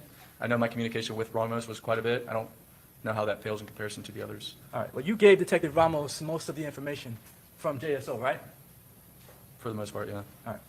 And you are in charge of what gangs in Jacksonville? 21st Street and Rack Chasing Family. All right. Are any of those 2 gangs associated with in any way ATK or 1200 or 6 Block? No. They're like completely separate. Yes, sir. All right. And did 6 Block have any other rival gangs outside of ATK and 1200? I would say that those 2 were the most noteworthy. Most noteworthy, but were there other rival gangs to 6 Block?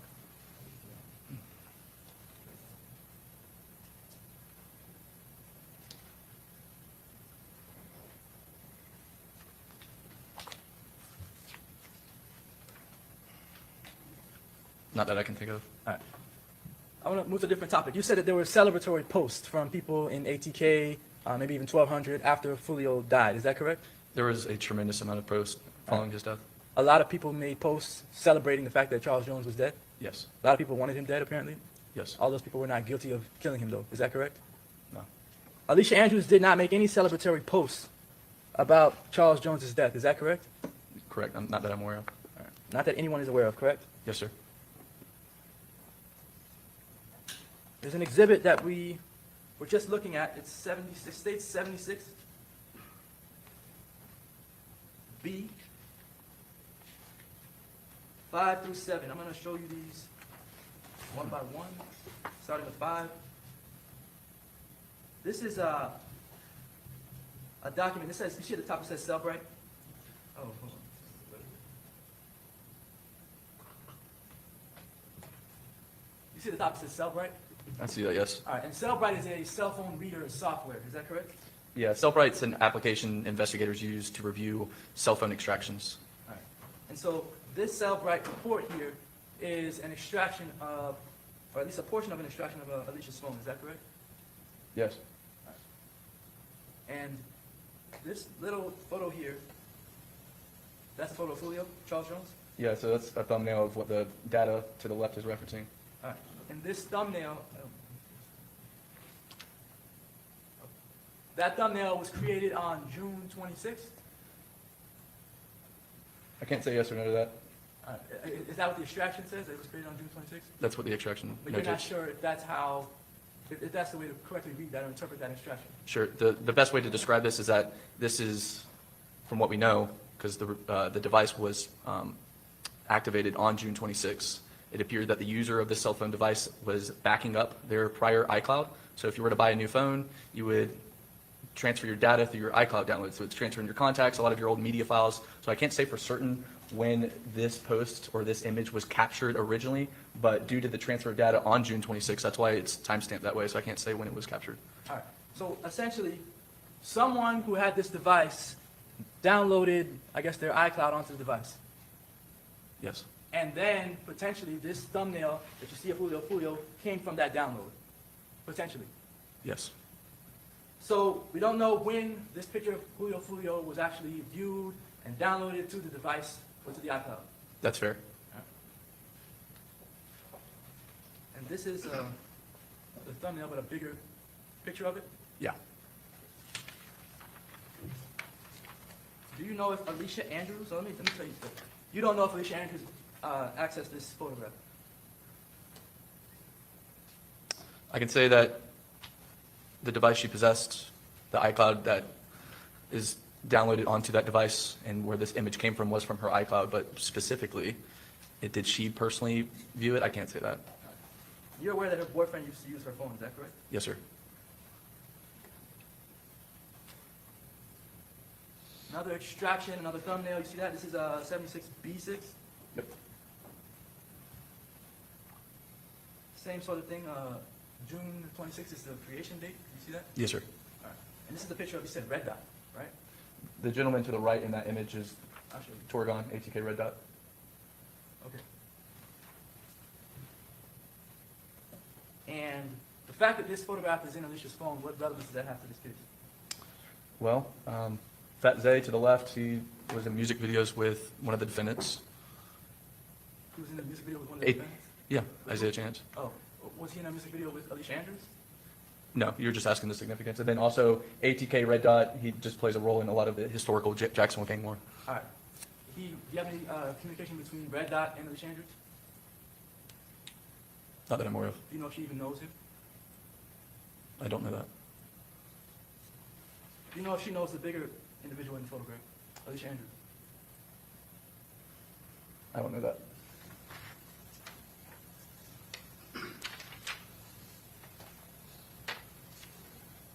Another self-right extraction report.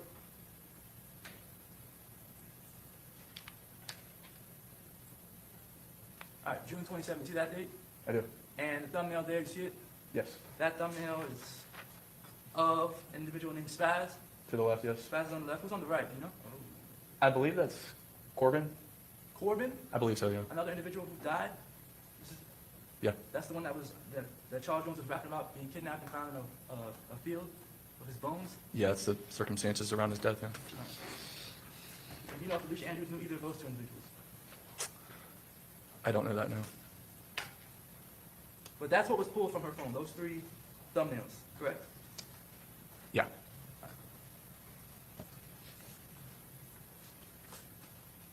You also mentioned that you got the iCloud return for Alicia Andrews, is that correct?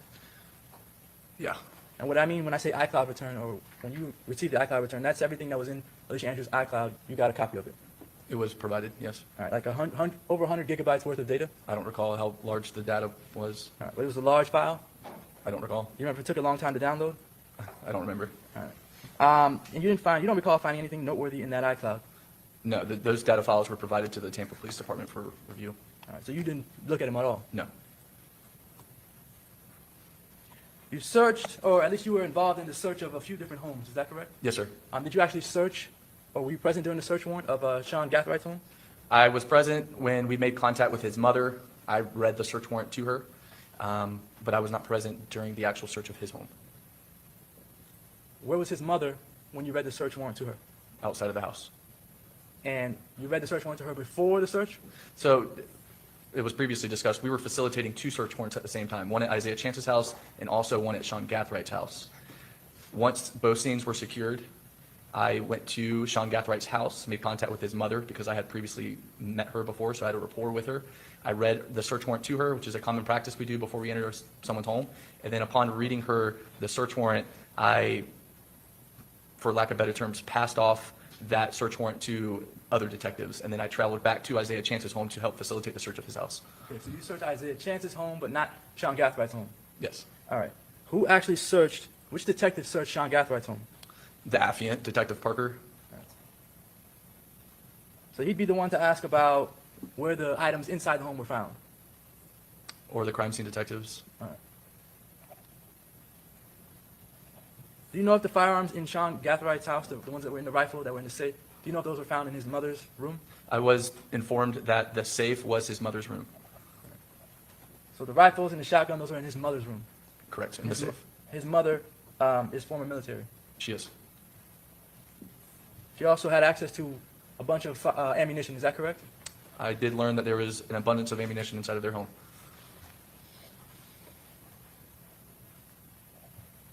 All right, so the arsenal of weapons and ammunition that were found in Sean Gathwright's home, were you ever able to determine what actually belonged to Sean Gathwright from what belongs to his mother? No. But surely, out of all the pictures, you've seen the pictures from Yes. the search warrant, correct? Yes, sir, I have. So out of all the pictures, you're not able to say what actually belonged to Sean Gathwright No. and what belonged to his mother? Correct. And Alicia Andrews' home, that was never searched, correct? Correct. All right. Why not? Well, law enforcement is held to a standard of having probable cause in order to search a home. Absent having probable cause to apply for a search warrant that would then be signed by a judge, you would simply ask for consent to search a home. I do not believe that probable cause ever existed to search the residence of Alicia Andrews. So there was never even probable cause to search Alicia Andrews' home? As far as I'm aware, no. All right, not even to this day? Correct.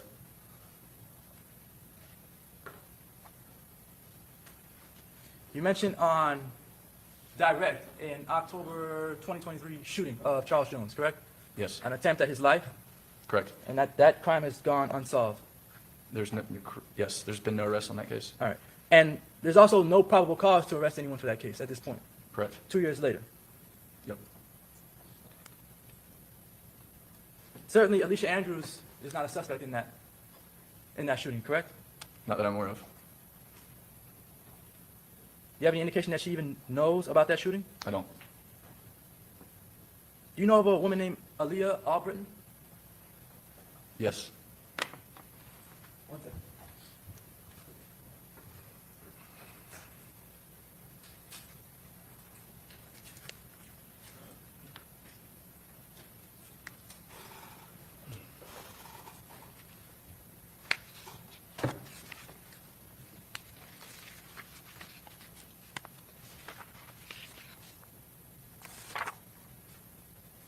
Showing what's in evidence is State's Exhibit A4C.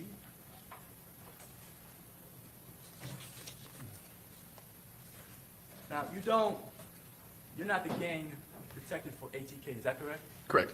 All right. But do you know who Young and Ace is? Yes. All right. That would be this individual here, Yes. the so-called leader of ATK. I don't know if he's the leader, but he's certainly the more well-known prominent prominent. one? Yeah. Okay. All right. So you're aware of his brother, this Trayvon Bullard? Yes, sir. Nickname is Quan Quan. Yep. 2 times. All right. And Trayvon Bullard and Quan Quan 2 times. He dated at one point Aaliyah Albritton, correct? I was made aware of that, yes. All right. And Trayvon was killed. Do you know who killed him? There's been rumors, but no one's been arrested. All right. No one's been arrested, but 6 Block takes credit for the killing. Is that correct? Yes. All right. And Charles Jones himself rapped about Trayvon's killing Yes. and has made disrespectful music towards the death of Trayvon. Is that correct? Yes. All right. And did you speak, by any chance, did you speak to Aaliyah in this case? No, sir. All right. When you were investigating, you were aware that Aaliyah was with Charles Jones when he was shot and killed? Yeah. All right. And that was despite the fact that Aaliyah dated someone that Charles Jones rapped about killing. Okay. You're aware of that? Yeah. All right. Did you investigate Aaliyah for any potential motive for killing Charles Jones in this case? That is a fair question. You're using the term investigating. This homicide occurred in Hillsborough County, right? So the duties of the Jacksonville Sheriff's Office gang unit specifically was to assist Tampa Police Department in their investigation. At no point, were we referencing Aaliyah Albritton for an interview. So no, she was not talked to on our behalf. So fair question, fair answer. You are in Jacksonville. This murder happened in Tampa, right? Yes. So you're not responsible for any investigation really in Tampa, is what you're saying? The legal jurisdiction of a homicide occurring in Hillsborough County has no implications for law enforcement in Duval County. But just in the simple terms, you're not responsible for the investigation in Tampa. No. That's Detective Ramos. Correct. Another individual, he's the lead. Right, and he's employed in Hillsborough County. Understood. All right, so Alicia has an iCloud and Miss a phone. Andrews. Two different things. Ms. Andrews. Sorry, Miss Andrews has an iCloud and a phone. Two different devices that would provide two different extractions. Is that correct? Yes. All right. And you also, in addition to the iCloud, you reviewed Alicia Andrews' phone, correct? Portions of it. Portions. All right. In the portions that you reviewed, there's no agreement in the phone that shows Alicia Andrews agreed to kill Charles Jones? No. No message showing that she's involved in some conspiracy to kill Charles Jones? No. No indication that Alicia Andrews knew Davion or Rashad Murphy prior to the killing of Charles Jones? Not from her device. And nothing in her device that would show or indicate that she had any sort of relationship with Sean Gathright prior to the murder of Charles Jones, correct? Correct. You listened to several jail calls in this case, right? I spent a large amount of my time on jail calls How many jail calls do you think you listened to? over the course of my career. No, just in this case.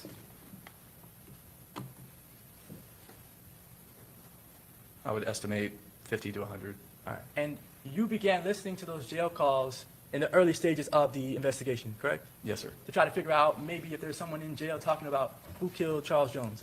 Yes. You did get some information pertinent to this case through listening to the jail calls, correct? Yes. All right. That information led you to Isaiah Chance. It was just another piece of evidence. I don't know if that led me to him, but Well, there was some evidence from the jail calls that you uncovered that made you believe that Isaiah Chance might be a suspect, correct? yes. All right. But never anything in the jail calls that led you to believe that Alicia Andrews was a suspect, right? Correct. No mention of Alicia Andrews in any of the calls? None.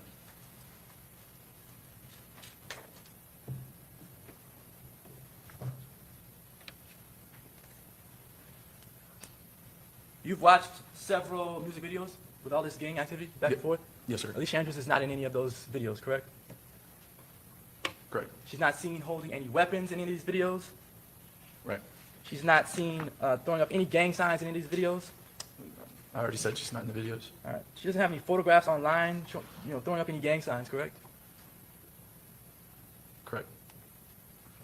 Alicia Andrews is not a documented gang member, is that correct?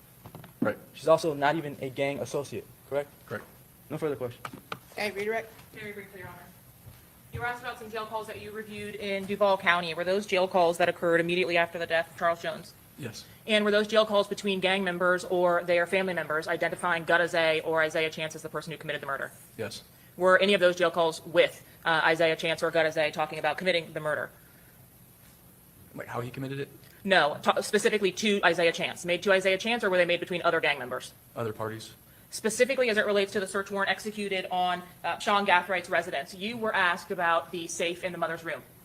Okay. Did you also intercept a jail call as it relates to the safe that was located in the house? Say that again? Did you locate a call that was made by Sean Gathright to his mother about a safe located in the house? It was Isaiah Chance. To Sean Gathwright's mother? There was a jail call following a search warrant between Isaiah Chance and his mother. And what was the nature of the call? What were they talking about? He was inquiring if the law enforcement had found something, and she told them on the phone that we had not. So we went back out there to search again. And pursuant to the details of that call, was the item that was described located in that location still? No. You were asked about the contents of Ms. Andrews' physical device. That is the download for which you had access and could review. Is that correct? Yes. Is it also correct that that device was active for less than 24 hours? Yes. So from the time that that device was turned on for the first time and the time that it was seized by law enforcement was less than 24-hour period? Yes. And that would have been between June 26th and June 27th? Correct. Now, you are not able to date, based on the impound of the items that were collected and the upload of the iCloud, you are not able to date most of those photos because they would just reflect the date that the iCloud was downloaded to that device, correct? That's correct.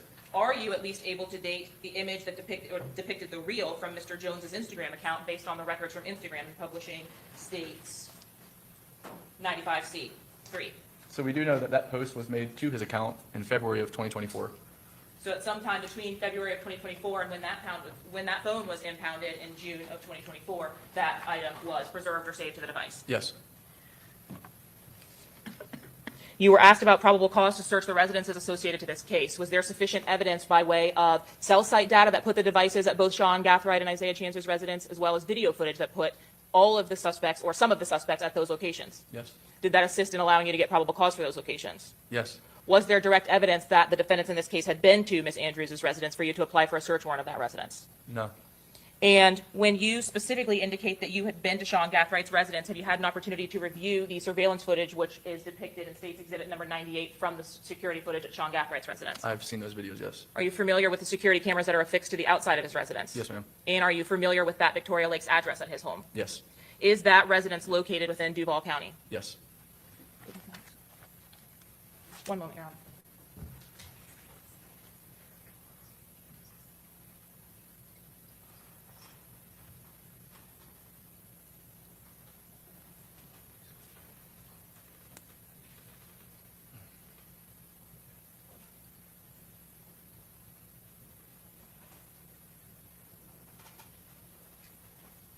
As a part of your review of the video surveillance from Sean Gathright's residence, are you able to say that it fairly and accurately represents the exterior of that home? Yes. And lastly, from your involvement in this case with the execution of the search warrants, as well as the work of the crime scene detectives and other officers from JSO, have your contacts with Mrs. Andrews always been at Mr. Chance's residence as it related to this case? So for the execution of the search warrant, the impounding of the devices, et cetera. Yeah. Did any of those contacts happen at Mrs. Andrews' residence, which would allow for a potential for probable cause to search there? No. Nothing further, Your Honor. Okay, this one is be excused, subject potentially to recall, I don't know. Yes, Your Honor. Okay, all right, thank you, you're free to go. Thank you. All right, so members of the jury, we worked a little late, but as you can see, when we get a witness on the stand, we try and wrap it up. So we will be in recess overnight, and just remember my previous admonitions, don't watch, listen to any news accounts, social media accounts related to this case, don't talk to anybody about it, and don't do any independent investigation or research. See you all tomorrow morning at 9 a.m. Thank you. All rise.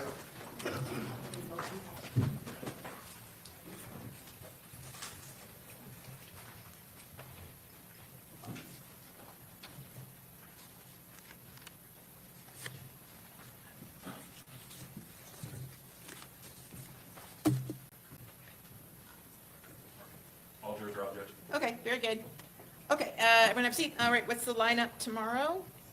Judge, it is going to be Amara Drew, Louis Beth Fortes Rodriguez, Detective Juan Ramos, and Detective Benjamin Forrest. Okay, all right. And then, are those your four last witnesses? Okay. So conceivably, you could rest tomorrow. Conceivably, but I believe Ramos is going to be somewhat late. Okay, we'll see. Okay. Judge, if we don't, can we get a lineup from the defense? I mean, if you do rest. I mean, if we do, yeah, Yeah. we can get the first 3 or 4 witnesses, if they intend on calling tomorrow. Tomorrow? Yes, tomorrow, in the event.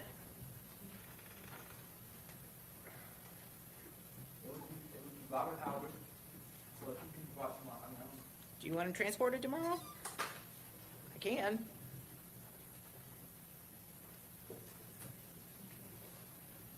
what I'm trying to put in my head is not having somebody sit in the back all day long. Okay. It might not matter to anybody else, but, I'm sorry, y'all. I gotta say this. I know it's time to go. We finna get ready to go because they finna end this. But I gotta ask the question in the chat, and y'all answer in the chat. And I'm gonna let this play out. What is that on that man's head? The lawyer, the black guy lawyer. He is the 1, 2, 3, 4th person from the left at he the lawyer, and not the young guy, but the other guy in the blue suit. Somebody tell me in the chat what that is on top of his head, because to me it look like a wolf pussy. But just let me know. Just let me know. if the state thinks they're gonna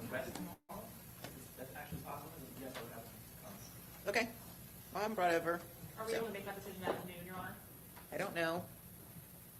How much advance notice does the sheriff's office need to transport It's some? probably best for him to be transported in the morning, Yeah. and then by noon, if we know we're not gonna get to him, then we can Send him back. Okay, 'Cause let's in do the that afternoon, then. It's gonna be busier with traffic. Yeah, or- all right, let's get him transported over here in the morning. If it looks like we're not gonna get him on, then we'll send him back, but, I'll make sure he's here in the morning when I get here. yep, okay. All right, and then, anyone else, or is that it? Everyone is pretty much safe for Wednesday. I think Anthony Lava, Joel Jordan, Kayla, Tom Bullen.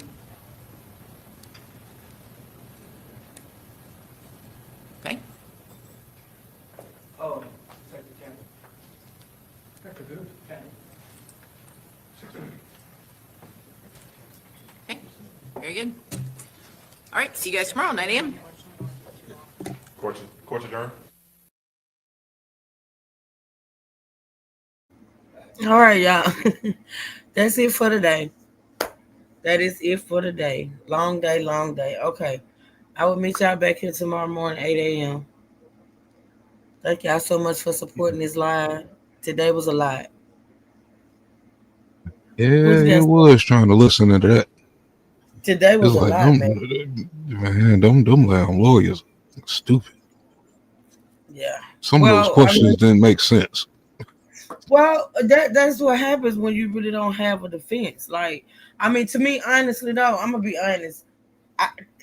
They've placed her as being the girlfriend of the guy that actually did the shooting.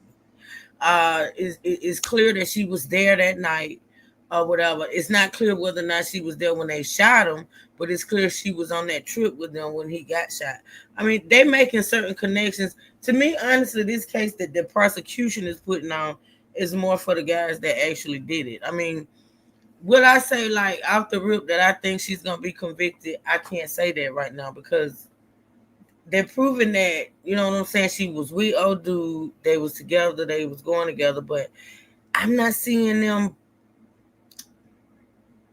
like making her a part of this whole conspiracy. I'm not seeing it yet. It looked more like a setup, like she's gonna be a fall guy for one of the other person.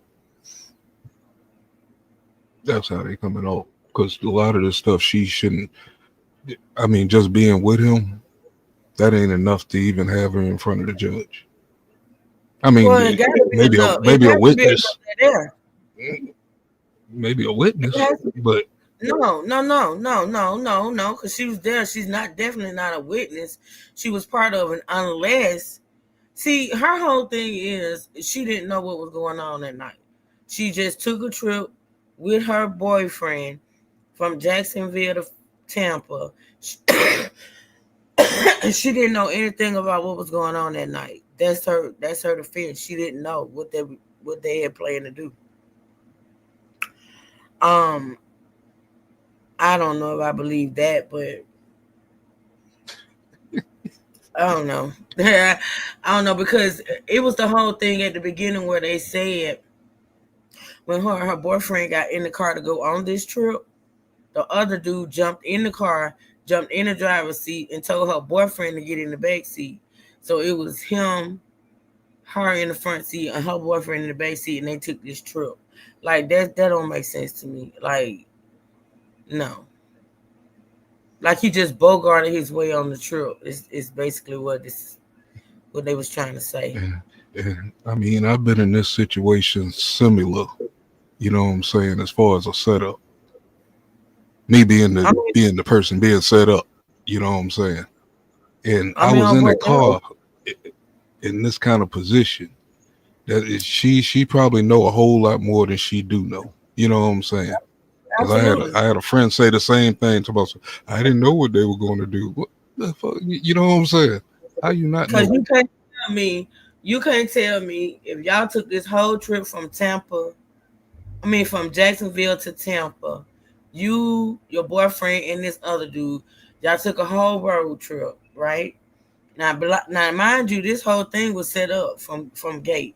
So you took this whole road trip in the car with these guys. You was in motel, Airbnbs, these things of that nature. You had no clue as to what they were planning to do. No clue at all. Yeah, she definitely knew what was going on, in my opinion. But anywho, tomorrow hopefully we'll get through the last part of the prosecution's case. What I'm waiting to see, and for some reason I got a feeling that this girl's gonna testify. We'll see though. We will see. I She do better. know. I don't know. Sometimes it ain't. I don't know. I don't know. It'll be interesting though. It will be interesting if she does, but we'll see. If she does, it won't shock me because her defense team ain't shit. I'm sorry. That's my opinion. But yeah. All right, y'all. That's it for the day over here in the court. Um, Thank y'all for supporting this live stream. We'll be back tomorrow morning, 8 a.m. sharp. I think I'm going over here to Sibleyville for a couple of hours. Um, I guess, I think. But anywho, if not, I'll see y'all over there. Thank you, Mav, so much for coming up today. I appreciate you. Word. Yeah, just shoot me the link. I'll join you and stuff. I can multitask while I'm doing this. Oh, I know. I be multitasking my ass off. You think I sit here all the time? You know, we got things to do. Shit. I be listening. I got it on the surround sound thing. So when I move around, I can still hear. But yeah, I can't sit here all day. My mind be racing. I have 1,001 things to do while this stuff going on. But I be listening. I pay attention. All right, y'all. Thank y'all so much for supporting. I see y'all in Superville in a couple of minutes. All right. With that being said, I appreciate y'all so much. True Seekers stand up and we out. We'll see y'all tomorrow at 8 o'clock a.m. All right. Peace. Peace, mad. Peace.